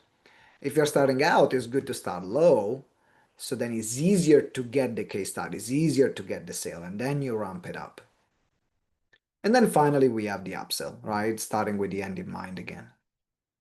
So here's what we are going to do now. I wanted to give you this rundown because what is going to happen now in the next hour, you are going to create the draft of your offer. When I say draft, it is because I'm not expecting your offer to be completed today. I'm expecting about 80% of the work to be completed today, but then you have the entire week to put the final touches. Because the assignment, the deadline to submit your worksheet, which I'm going to explain later how it works, is going to be the end of Sunday, your time zone. Because we deal with different time zones, so whatever the end of your Sunday is, that's going to be the deadline. So here, what I want you to do is to complete the process. And then for those of you that will be happy, you have done it. I'm recommending anyway to put the final touches, to review it throughout the week, and you have until the end of the week to submit the assignment, right? That's how it's going to work. So let's look at practically now what we are going to do. We are going to go into ChatGPT, and we are going to use the same chat that you've used so far, right? So it's the same chat. It's not a different one. It's going to be the same one.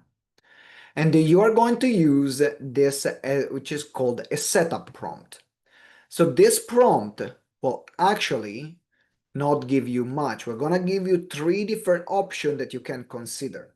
And then you're going to go with the idea of the one that you lean in more. If you already have an offer, you can already put some details about the offer that you have. If you don't like any of the options that ChatGPT is giving you, you can also respond with, I don't like it, I want to sell something like this. So you can always interact and give direction before you move to the next prompt.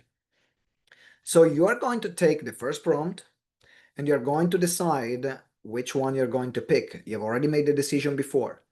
We're going to sell an introductory offer or a core offer. So if you're selling the one, I'm going to pick this one, my prompt. I'm going to copy. I'm going to go here. I'm going to paste it. In this case, I decide to pick the introductory offer. So I'm going to just keep the introductory offer. And then I'm going to press send. So now it's going to give me 3 options here.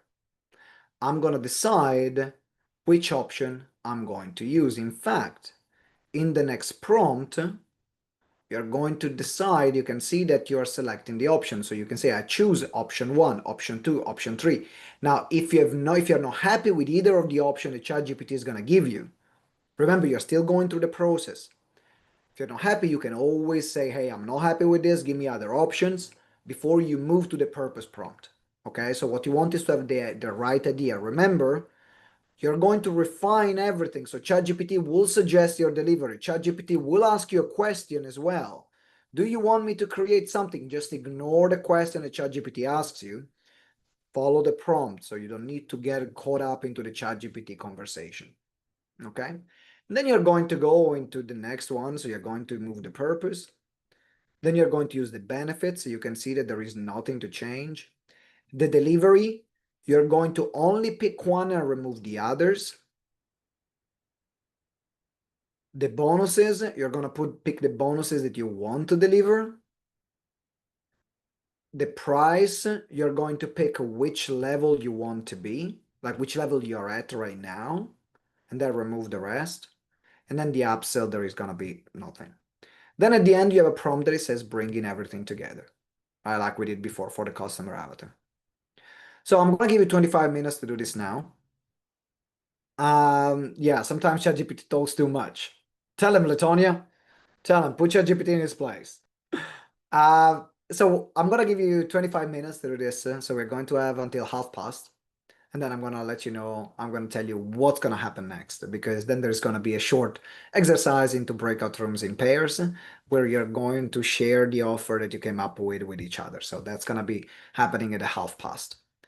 Again, any question that you have, I'm gonna be here answering questions. So if you're happy to start, if you're ready, great, start.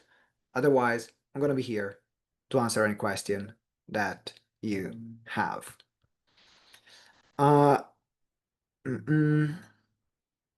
So the difference, Gary, between the introductory offer and the core offer. So the introductory offer is something that is designed if you want to attract clients that have not worked with you before.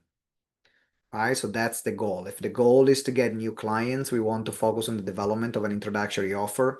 And it's something that the goal is to wow the client and give them a progress in a short period of time in one specific area where they need your help the most. So we're looking at progress, short period of time in an area where you know there is a need that is urgent. The core offer is the full transformation. That's the difference. Now, if you already have offers that because we have already done this work on developing the offers, you can already take an offer that you already have and plug it into ChatGPT and say, I want to sell this offer, and then your work is done for today. So up to you. You want to create something new and say, okay, let's see if I can find a new angle, or just take something that you already have. Make sense? Okay, what's not clear, Gary? Well, I'm on the fence of whether I should use this exercise today to try to set up my signature course, or if I should use the signature course essentially as the webinar. So that's why I was asking about core. So when you say the signature course as the webinar, what do you mean? If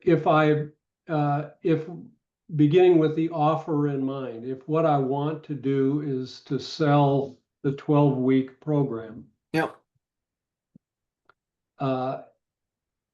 then the webinar is, I would think, directly related to and an on-ramp to that core Correct. program. Correct. So where I get jumbled in my head is if that's my core program and I say I want to sell a core offer, Yeah. it's a core webinar to sell a core offer. Yeah, so the webinar is the same. The webinar, there is not a core webinar or a core offer. Like I could create a webinar to sell into the Ultimate Expert program that you're part of, or the accelerator, right? So the accelerator is the introductory offer. My Ultimate Expert program is my core offer. And so the webinar is still the free webinar. Now it will change the topic depending on what I'm selling, because your 12-week course is something much bigger than the smaller piece, right? So that means that the content needs to match the positioning of that course. So because you have not done it before, I recommend actually for you to develop the webinar to sell your 12 weeks. I think it's going to be a good idea. But you already have the 12-week program. So what I invite you to do is to basically take your 12-week program and then run it through the purpose, the benefits, without adding a new additional offer. So for today, take your 12-week program, feed it into ChatGPT, and then say, based on this program, then you go through the purpose, the benefits, the delivery, and the bonuses, and then see if you can get more clarity on the sales and marketing of it, but don't change the offer. I think that's where that becomes a good next step. Okay, thanks. All right, you're welcome. Getting back to you in a moment, Daniela. I just said a few questions in the chat, and I'm coming to you. So we got Maya, this live group program, you consider this as my introductory offer? Yes. Yes, for me, this is an introductory offer, my business. Yeah, because I've never done any introductory offer. I always had core offers and several VIP offers. So for me, I'm wondering if it makes sense to try and force myself to now create an introductory offer, right? I think it would. I think it would, because if you already have some core offer and VIP offers, it means that you already have parts of the product ecosystem. So you can use this as an opportunity to add something that you don't have, which is specifically designed to get people that don't know you, they don't have a relationship with you, to get a quick sale on board. I think that because would be. I'm now thinking between three, right? It could be an assessment, it could be a one-on-one deep dive coaching session of, I don't know, 2 hours, 3 hours, or it could be a small group program like yours. But I have the assessment, I don't have a group program. I've run some, but I don't have it fully drafted. Yeah. But it could be then, for example, introductory offer could be a very deep dive, one-on-one, extensive coaching session. Right? It can, exactly. And I love assessments as introductory offer 101. And I love deep dives as introductory offer 101 because they build a great relationship and they position the next sale. The thing about having group programs as an introductory offer is great and is very scalable, but also requires to have a much bigger audience to be able to fill it. And so now the group program will only happen if you get hundreds of people attending this webinar, or at least like 50 or 50, 60, 70 before you have a group that makes sense.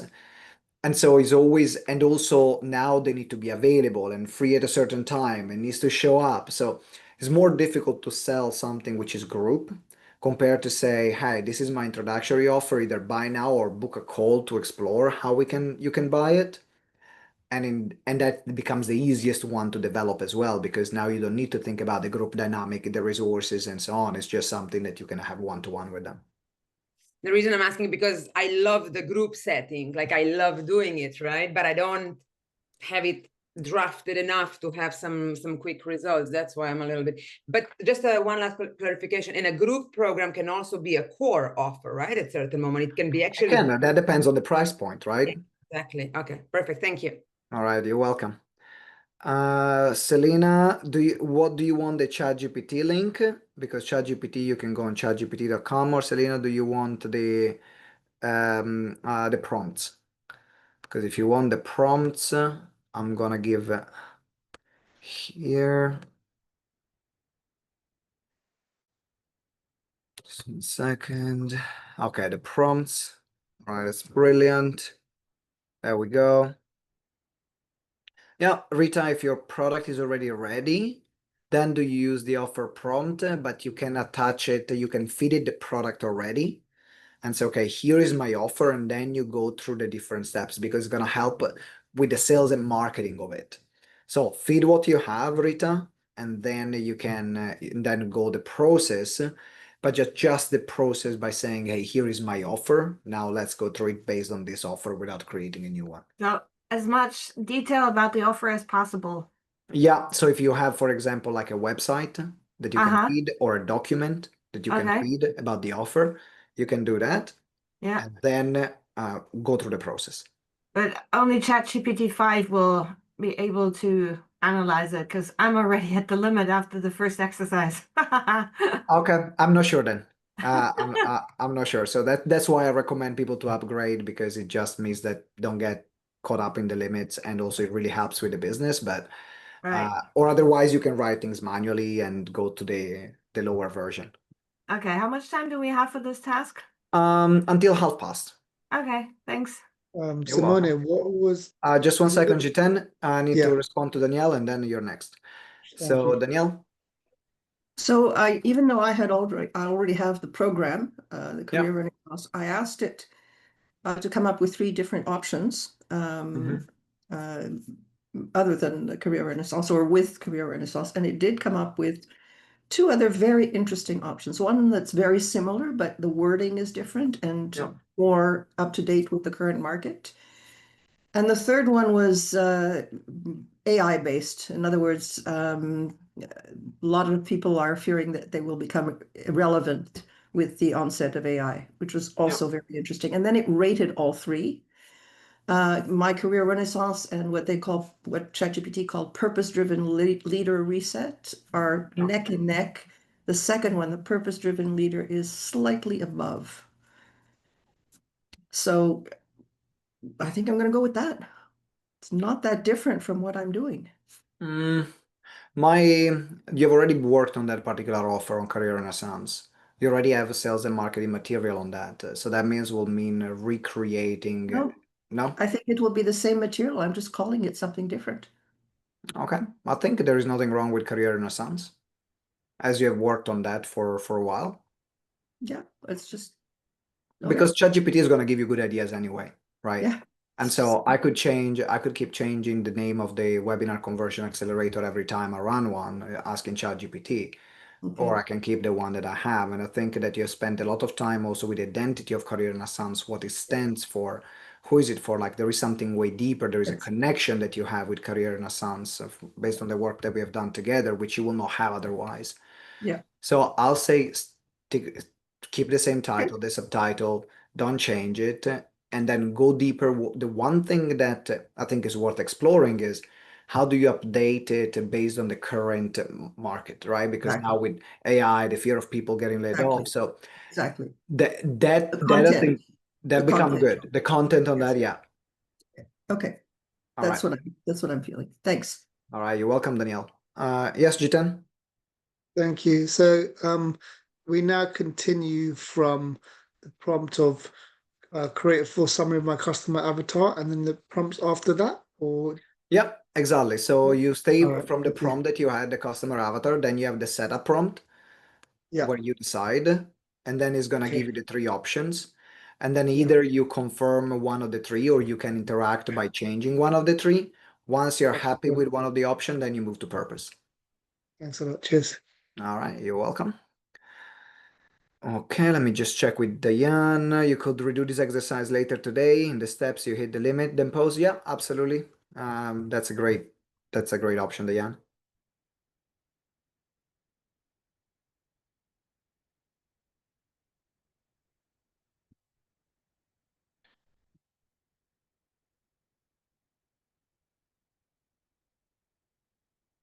All right, keep doing the work. If you have any question, then let me know. I'm here to help.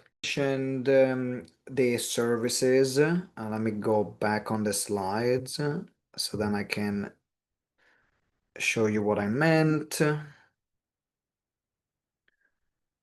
So it was here, right on the introductory offer. These are the ways in which it can be sold. So the purpose of the introductory offer is if you want new clients. So when I say direct sale or free consultation, it either you say, here's my offer, here's the link, buy now.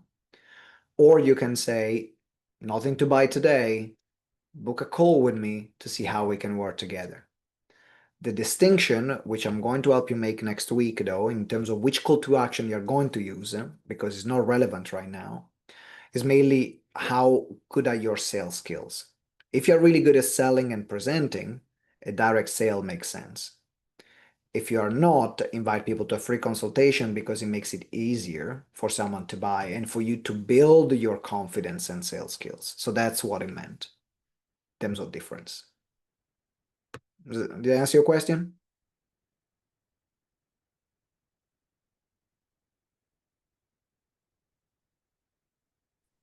So it's not the actual offer, it's how you're selling the offer. So right now it doesn't have anything to do with the offer that I'm creating. I could be creating a course, or I could be creating a done for you service, or I could be creating some community. It's just, am I having them click to buy, or am I talking to them before they're buying? Exactly. So I'm not selling. So you're not meaning like creating a free consultation as your offer. No. Okay. That makes more sense. Thank you. All right. You're welcome.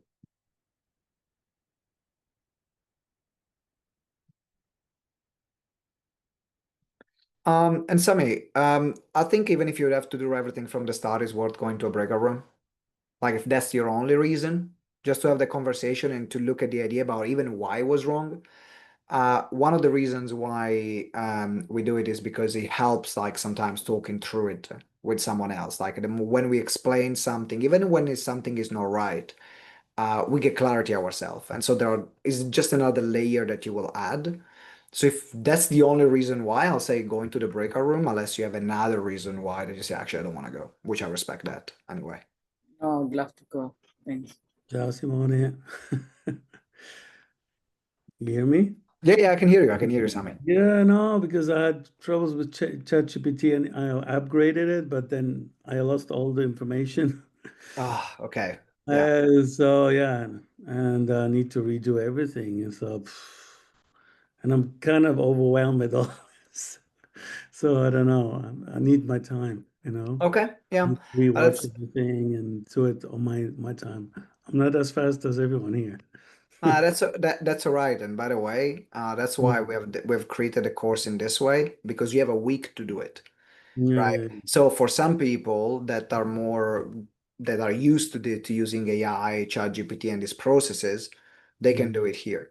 For others that are not used, then they got a week to slow down, watch it, go through the replay. So you'll have your time. You have until Sunday to complete it. Okay. All right. So I don't know about the breakout room. So what do you think? I'll send you one. I'll send you to one. And even if you just talk through the idea that you have of what kind of offer would you like to sell, that will help you voice it through. I'll say it's going to be beneficial anyway. Okay. All right.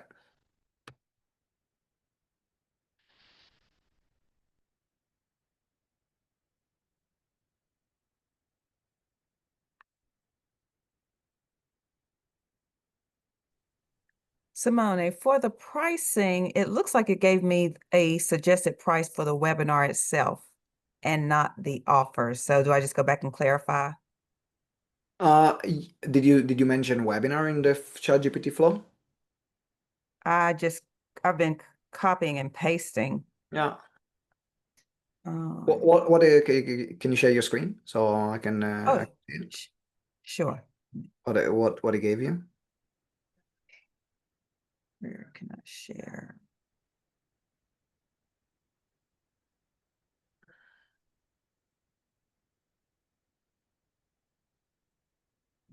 Okay, you can see it. Yeah. Okay. Okay, can you just make the zoom out a bit?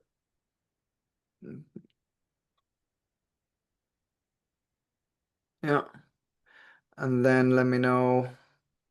We go up or down. Yeah, go up on the first one. Price in tiers, okay?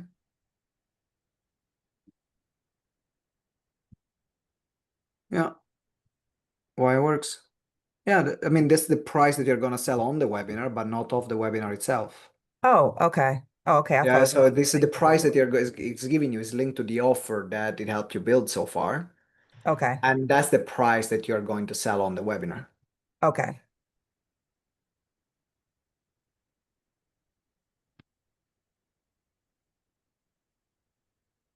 Yeah. So I gave you the recommendation based on where you are. But if that's too low for you, then you can say, well, I don't like this. What it says is basically saying, okay, you're starting building your credibility, so start low, increase as you grow. That's how I build my business as well. Like, just want to make it Okay. easier for people to buy and to deliver my work. The more work, the more I spend time, the more time I spend delivering my work, the more confidence I get, the more testimonials, referrals, recommendations. So just gets me in the groove. Yeah. And so you could sell for a few rounds this to start low and then raise it to the 597 to the 697, the second round or the third round that you're running this offer. Okay. Okay. Thank you. You're welcome.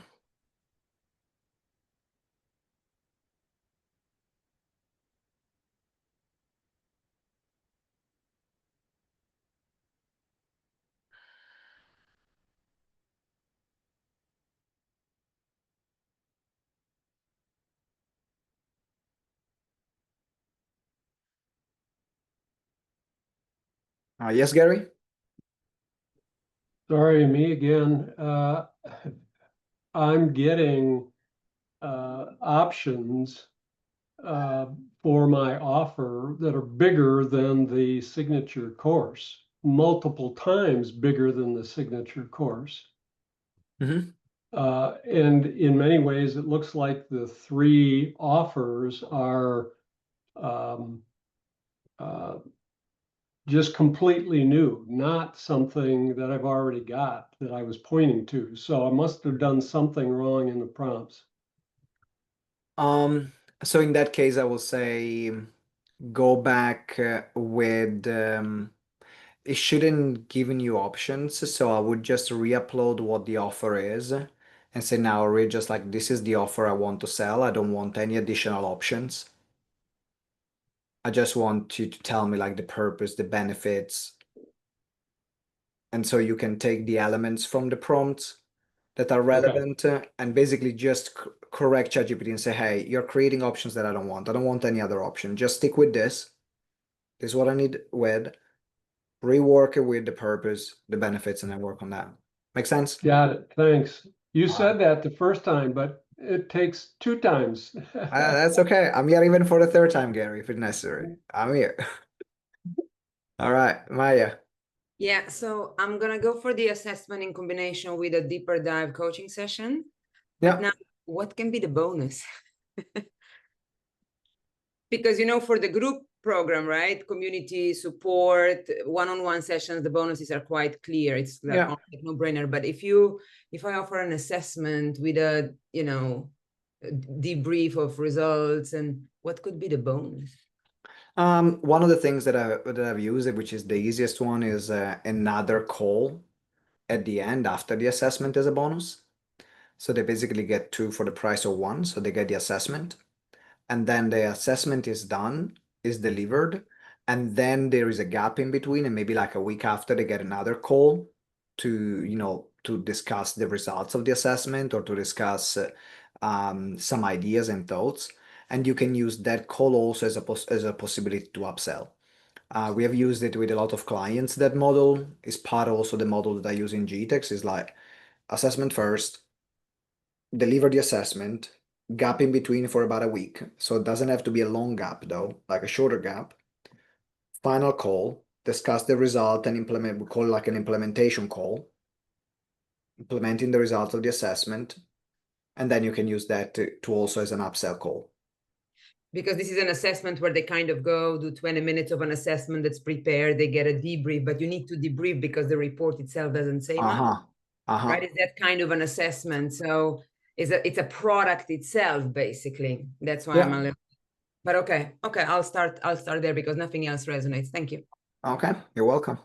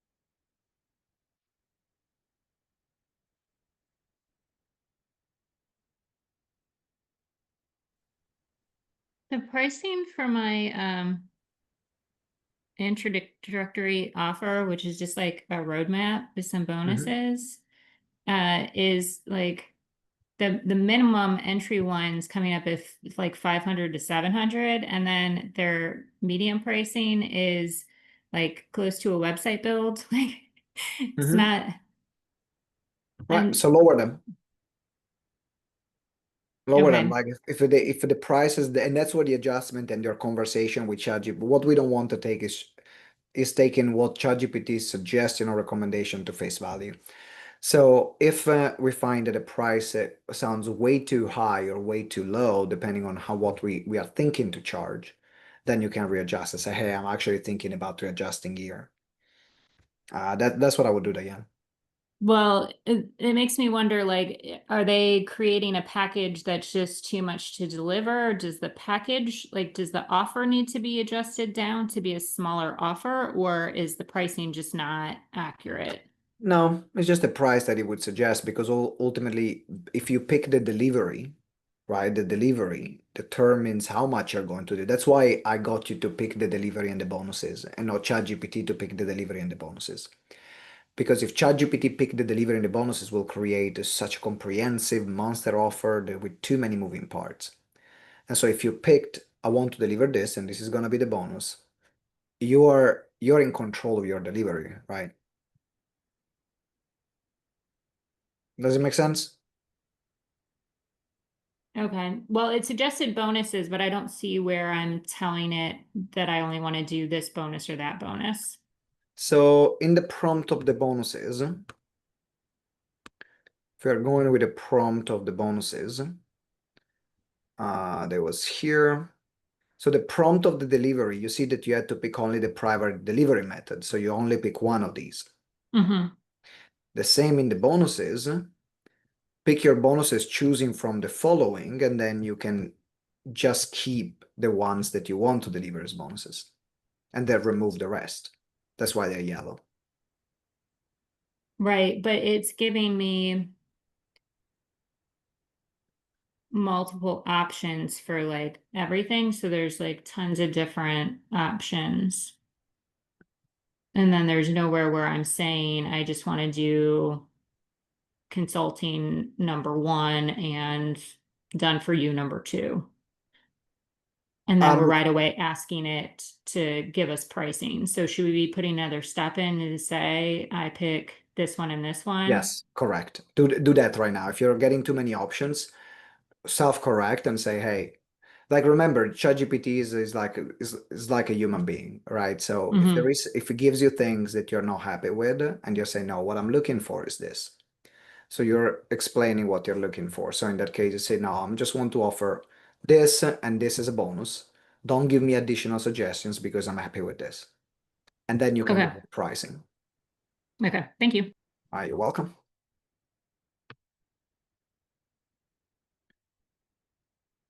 All right, first of all, I just want to check in the chat before. I just want to see where you're at.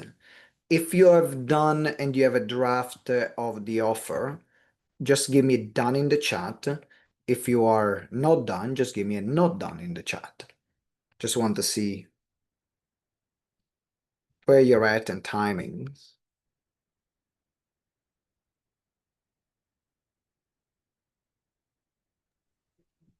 Not done, nearly done. Okay.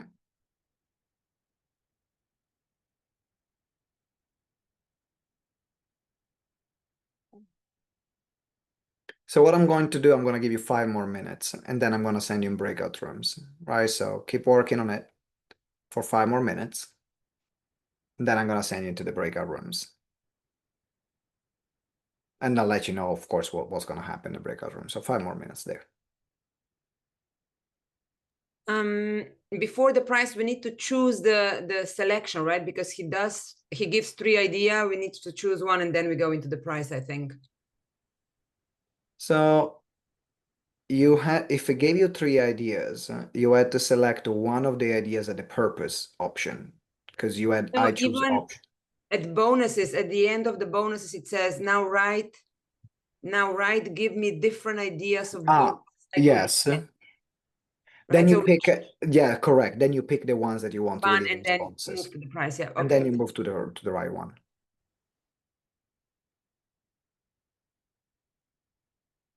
Okay, welcome back, everyone. Probably that's what happened. You left until the last minute to have the part of the conversation, and then you're like, maybe mid-sentence, and then you get back in the rooms. It always happened that way. Now, one of the things that we're going to add, actually, I'm going to put in the WhatsApp group for those of you that would like to have an accountability partner. I like to add the accountability option from the first session, from the first week. So check out the WhatsApp group later because I'm going to do a poll for who wants to be part of the accountability and have an accountability partner so then we can make the pairs and then you can support each other through the program, right? So it's going to be your choice. You don't have to, but again, with accountability, it's more likely you're going to complete it. If you get stuck, you're more likely also to have someone who you can bounce ideas of each other, and that creates community, which is really the primary reason why we do things at GTeX. So because together we can grow exponentially. That's what we believe in. Now, I'm going to explain what's going to happen next. So then you understand exactly what's going to happen next and what's going to be what we can expect from you, and in particular, how can we give you feedback. So what you need to do is to complete the offer creation worksheet. So now you have a week. For some of you, you will want to redo the entire process. You might arrive at the end and you say, actually, this is not exactly what I wanted to create, but now I understand what I need to do. That's the case, that's perfectly normal. Actually, we got a lot of people that throughout the week, they actually recomplete and redo the entire process, but now you know what you need to do. And also, this is going to be useful as well if you want to create new offers in the future. No one is going to take this process away from you. So you complete the offer worksheet, and then you're going to upload it, the complete offer worksheet on the Padlet board to get feedback. you can see that there is something that says upload your offer worksheet here. In fact, I'm just going to move to Padlet quickly. And you can see that now there is a third column that magically appeared. It wasn't there before, like magic, boom. Third column here. That's where you're going to upload your offer worksheet because we are not going to check any other column. So if you by mistake you put in the resource column and the introduction column, that's your bad. It means you're not going to get feedback. You're only going to get feedback if you put it under this column. And it will look something like this. So you're going to put your feedback, you're going to put your worksheet here, and then you are going to receive feedback in the comments. Now, the reason why when I told you how to set up your board, we said that to put your full name here is because those things are gonna become long to find. But guess what? If you put your name, you can now filter by your name. So if I put Joanne, for example, only Joanne will show up here, right? So your name as part of the title of the board that you're going to create is not only important so that you can see, but also you can filter for your feedback. Okay, so also here I put an example.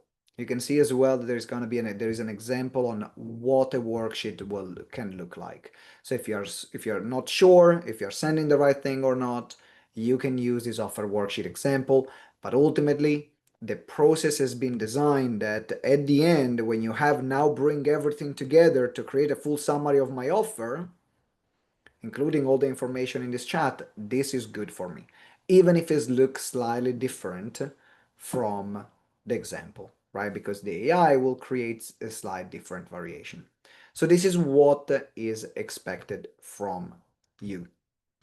And the next thing is that also I will send you a video to prepare for your webinar creation session. All right, so for next week, there is going to be a quick video to watch, like you had the introductory video to watch for this session for about 10 minutes that will prepare you for the session that we're going to have next week. That's a must. Now, all the links of the Padlet board, the links of the video, they're going to be by email, and also they're going to be in the WhatsApp group. All right, so you will have them both by email and in a WhatsApp group, impossible to miss. If you're still not receiving emails, send us an email or let us know, because then we can sort out, we can look if there is a problem in the account. And the final thing is that, and so the deadline actually to upload your worksheet is Sunday. So this Sunday, the end of Sunday, your time zone, whatever your time zone is, that's the deadline. Anything that is not delivered by then, the feedback will be ignored. So you will not receive it. We just move to the next session. So because we are going to do feedback Monday morning UK time as soon as we start. So every feedback is going to arrive later than that is going to be completely ignored. And then the final thing is that you can also book a VIP experience where you work with me one-to-one. So that's for 5 people. And, like there are questions sometimes that go beyond the accelerator. Questions about your business as a whole. Because something that happens here is that you start working on your webinar and then you start questioning your entire business or your entire life existence, maybe. Now that's a bit too much, too existential, but it can happen. It happens. Like, why am I here to do webinars? I don't know. For those of you that want a bit of extra personal touch, this is what you're going to get. So the VIP is for 5 people and is only $600. You can also split it in 2 payments. And you have priority access to me via WhatsApp and emails. So at the moment, as part of this group, you have support in the WhatsApp group, right? I'm gonna check it every day, but there might be a delay of a few hours in the response if I'm on calls, if I'm busy with something else, but I'll check it. I'll check and I'll give you support. That's included. You don't need to pay extra for it. But if you want to have direct access to me and actually brainstorm longer and not just have a quick answer, then this makes sense. Because we can brainstorm basically anything about your business. It could brainstorm your webinar, but also could be about your offer, your entire offer ecosystem, your target clients. And so if you are the kind of person that gets the most value by exchanging ideas and by brainstorming with someone else, then the VIP makes sense for you.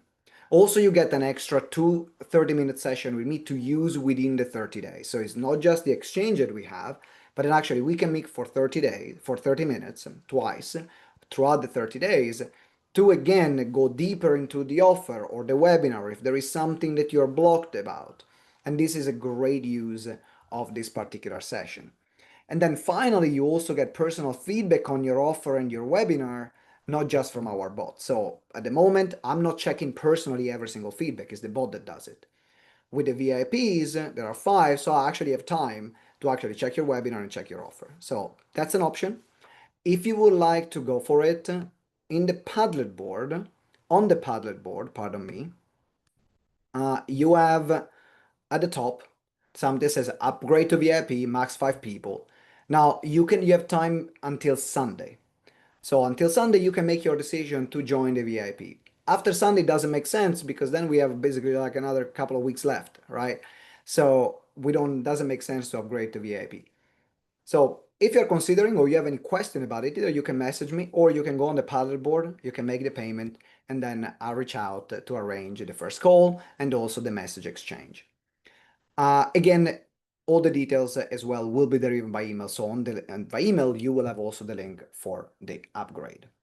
So this is what's going to happen next. Going finally to wrap up, as we are at the top of the hour, we have here, this is what we're going to happen. We did the offer creation. So now you have a week to complete your offer. Next week on the 11th of November, that's we are going to create your webinar. So the script of your presentation, what you're going to say, the title, the subtitle, what's going to be included in the webinar. On the 18th, we're going to create the marketing and sales material. And on the 20th, we are going to have the tech setup. So for those of you that need to leave because we are at the top of the hour, you can leave. Otherwise, I'm more than happy to stay for another extra 5 to 10 minutes to answer questions that you might have. Could be questions about the process, could be questions about your homework. So if you gotta leave because you have a hard stop, I'll see you next week and I'll see you in the WhatsApp group. If you wanna stay on because you have some questions, feel free to stay on and I'm here to answer any other questions. So, Elizabeth? I think Elizabeth is first though. Yeah, you can start and then I'm going to go with G10. Okay, hi everybody. I'm Elizabeth Bachman, Strategic Speaking for Results, and I have been doing webinars about strategic storytelling for corporate women. And the upsell was a storytelling get it done day. And I sort of thought maybe I could send everything to the storytelling get it done day. And ChatGPT gave me a completely different suggestion for that. So I'm putting together a new webinar about executive presence, because that's what I get asked about all the time. It suggested that I do an executive presence blueprint, which could be just the webinar. Like the webinar is like the executive presence blueprint, which then sends them to the Get It Done Day, which that's the upsell. I don't want to create something totally new, but I don't know if this makes any sense. If maybe that the webinar becomes the blueprint. It could be. And it could be like, yeah. It could be because ultimately you don't want to change the offer, right? So the thing about coming here with an offer already created is that you got to be very direct with ChatGPT to say, this is the offer I want to sell. I don't want any more ideas. Got it. Okay. And because otherwise it's gonna derail you, right? It's gonna distract you. You've already part of the program. You've already done this work. You're already something that you want to sell. Be like Danielle, be like Gary in this case. So in this, I will not say don't get distracted with other offers. What we want to find is another webinar angle to get people on the Get It Done Day. Now, a webinar on executive presence makes sense. So I think that we can, as you said, we can use that. I would not call it blueprint, but even call it blueprint is not bad. But then use it for the next session. But basically with ChatGPT, just say, hey, this is the offer I want to sell. And I think that for you, like I did, like it was for Gary, what's going to be very valuable is the social context.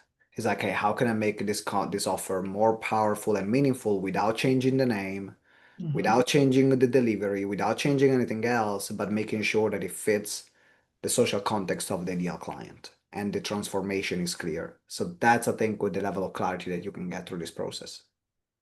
Okay. All right. Thank you. Gives me some more ideas. Thanks. All right. You're welcome. G10, over to you now. Thank you. So I need to go all through the answers.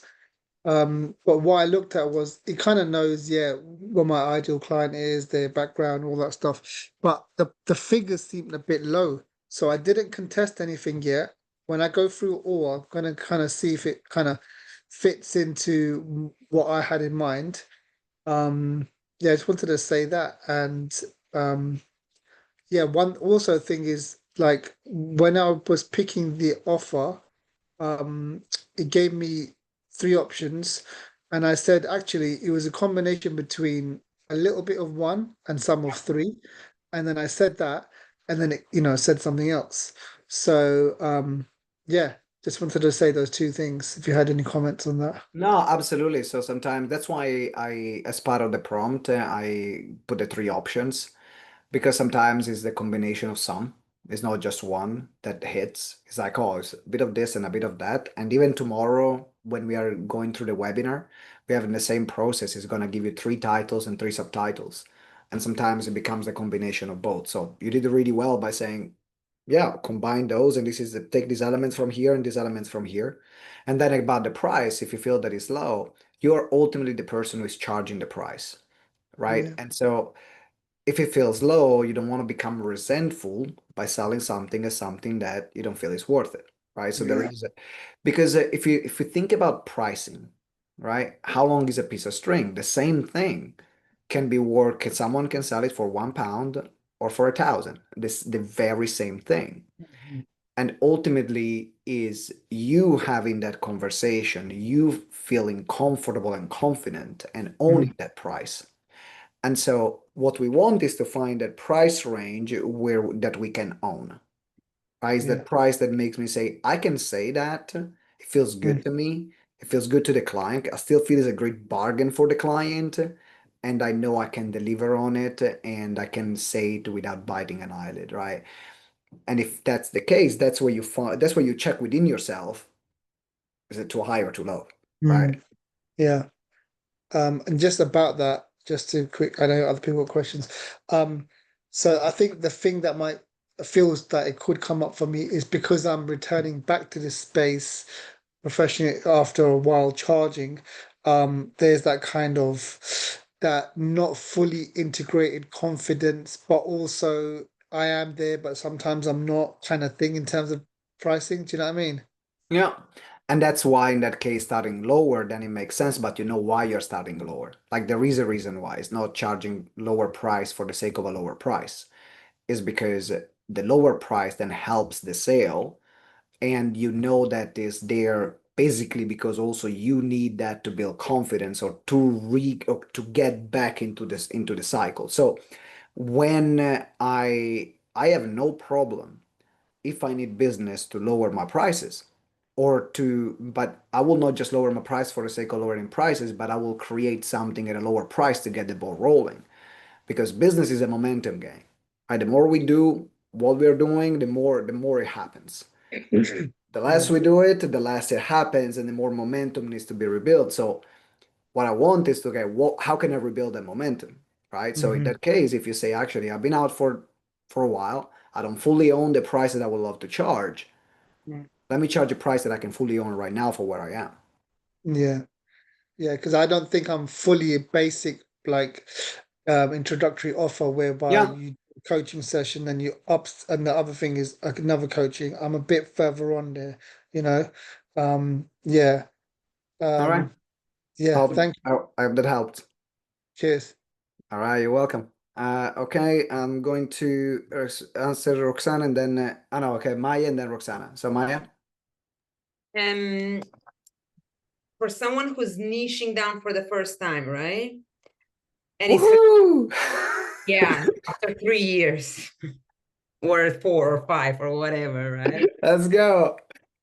It's I tough. remember we had a conversation in South Africa about niching down. Yeah, 3 years ago, huh? Yeah. 3 years I ago, remember right? that, yeah. There's always something. What would be maybe your tip number one? Because I really had to like push myself into this to say, okay, look, I'm just gonna try something and see what comes out. And I didn't go by what I do the most, and I didn't go by where I have the most experience in coaching, but I literally did about what's fun. I'm not sure if it's sellable, but what's fun and where I can like really walk the talk, right? Like what I've been doing stuff a lot in the last 10, 15 years. That's great. But the thing is, right, for me, it's all about this taking leaps now, right? Taking leaps, daring, doing something that really changes the trajectory of your life. But that can be career, moving abroad, going independent. My question is, do I need to initiate even further leap career or leap moving abroad or take a leap, taking the trip, or can taking a leap, can that be enough of the, the underneath thing that connects all of it? You see what I mean? I hear you. I hear you. What I found is that sometimes like the real niche reveal itself, but the more you narrow it down. So even if I think about people get to this to the realization in different ways. Some people they're just, oh, this is my niche. I'm going to micro niche straight away. And there are some people that it just need to go down and down and down. So if this is your first time already narrowing it down, just stop there. Because so the best business side, what makes sense is yes, ideally you will want to pick leap in one specific area, which is like that's the end goal. But also you can allow yourself to get there if it makes sense. Because if it's not obvious to you, and you say actually like even if I think about the specializing in creating presentations to sell or webinars to sell, from the moment I decided to change what I was doing before, which was creating offers and launching offers, it took me about good 3 years to narrow it down to that point and be comfortable with that. And I tried a bunch of different things. And so people arrive to that goal in different ways. And I think that if you're already making a step to narrow it down compared to what you were doing before, that's already a step forward. And then you can start with leaps and then start seeing what are the patterns of the clients that are paying you the most, that is a joy to work with, and what they're really coming to you for. Because then you can allow that niche to reveal itself by the work that you're doing. Because I went through some of the clients that I loved to work the most and where they had the biggest results. And it goes obviously in all different directions, right? So I couldn't really help myself with that because there were a lot of different clients coming my way. So if you find there are different things, there is often like a common things that makes them, what's the common? That's what you're looking for. And that's that taking leaps, that's that transition, that's that transformation. But those words are still very broad and general. That's where I always get stuck. And last thing, a short one. So I guess now that we have a copy and the proposal by ChatGPT, we can definitely tweak the wording, right? Exactly. That's where you have the week to refine it, review it, make it yours, send it over. Perfect. Thank you, Simone. And this is a really important part of making the offer yours. There is something that I've realized, like using AI, which is easy to outsource the thinking to AI, and it makes it easier for us. And at the same time, when we struggle to think about this and we make a decision, actually we embody that decision more. And so my recommendation is whatever AI is giving you, just don't take it as a face value, because ultimately you're going to be the one explaining it. You're going to be the one selling it. Even the fact that I sent you into a breakout room to explain what it is also part of the process of making it yours. Having an accountability partner where you can check your offer and explain it with them is part of making the offer yours. So always check it, double check it, triple check it, change the words, make it yours. Because it's easy to get lazy with AI. I found myself making that mistake, and I found also myself not embodying the offer. And ultimately, what people are buying when you're selling it is your conviction about the offer. It's the fact that you believe it's the fact that you have created it, right? So make sure use AI to start the creation process, but always embody it personally. That's an important. Thank you, Simone. It's been great. You're welcome, Maya. Roxana. Can you hear me? Yeah, loud and clear. Okay, perfect. Yeah, so I am hosting my webinar on the 12th next week. So I know on the 11th you're doing the presentation. So I was wondering, is there like anything I can view before and I can work on my presentation before my webinar on the 12th? Yeah, if you have that time crunch, I can send you the recording of the past accelerator that I did. Yeah, if you could send me that. Yeah, if you can go send me that beforehand so I can work on my presentation before next, because I already have a bunch of people signed up for my webinar on the 12th. Can I ask you a favor? Can you please send an email to Wang? I'll put the email here because then she can send you the Okay, link. I'll put my email here. No, if you can please send an email too, because she's gonna deal with it tomorrow as soon as possible. So there is the email here. If you can save this email and send an email even now and just say, hi Wang, Simone told me to just said to send me the recording of the recording of the second session of the accelerator from last year, from last round. From last round. Okay, so can you send me the webinar from the presentation? Yeah, so the recording of the second session of the accelerator. Recording of the second session of, okay. And from the last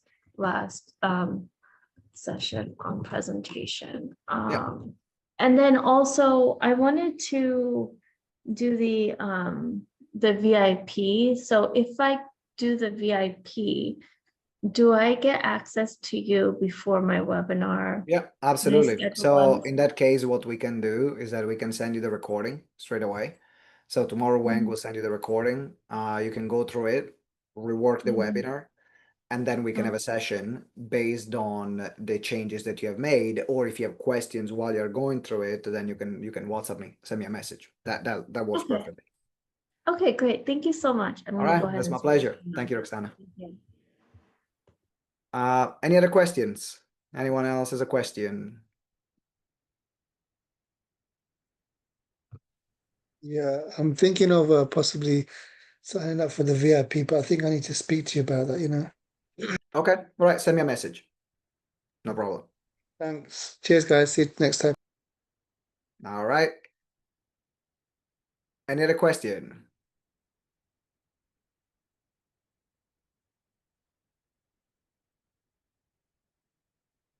And 3, 2, 1. All right, we're done for today. Thank you very much, everyone. I'll see you next session next week, and I cannot wait to see the results of your offers. Until next time, remember that together we grow exponentially. Ciao. Bye-bye.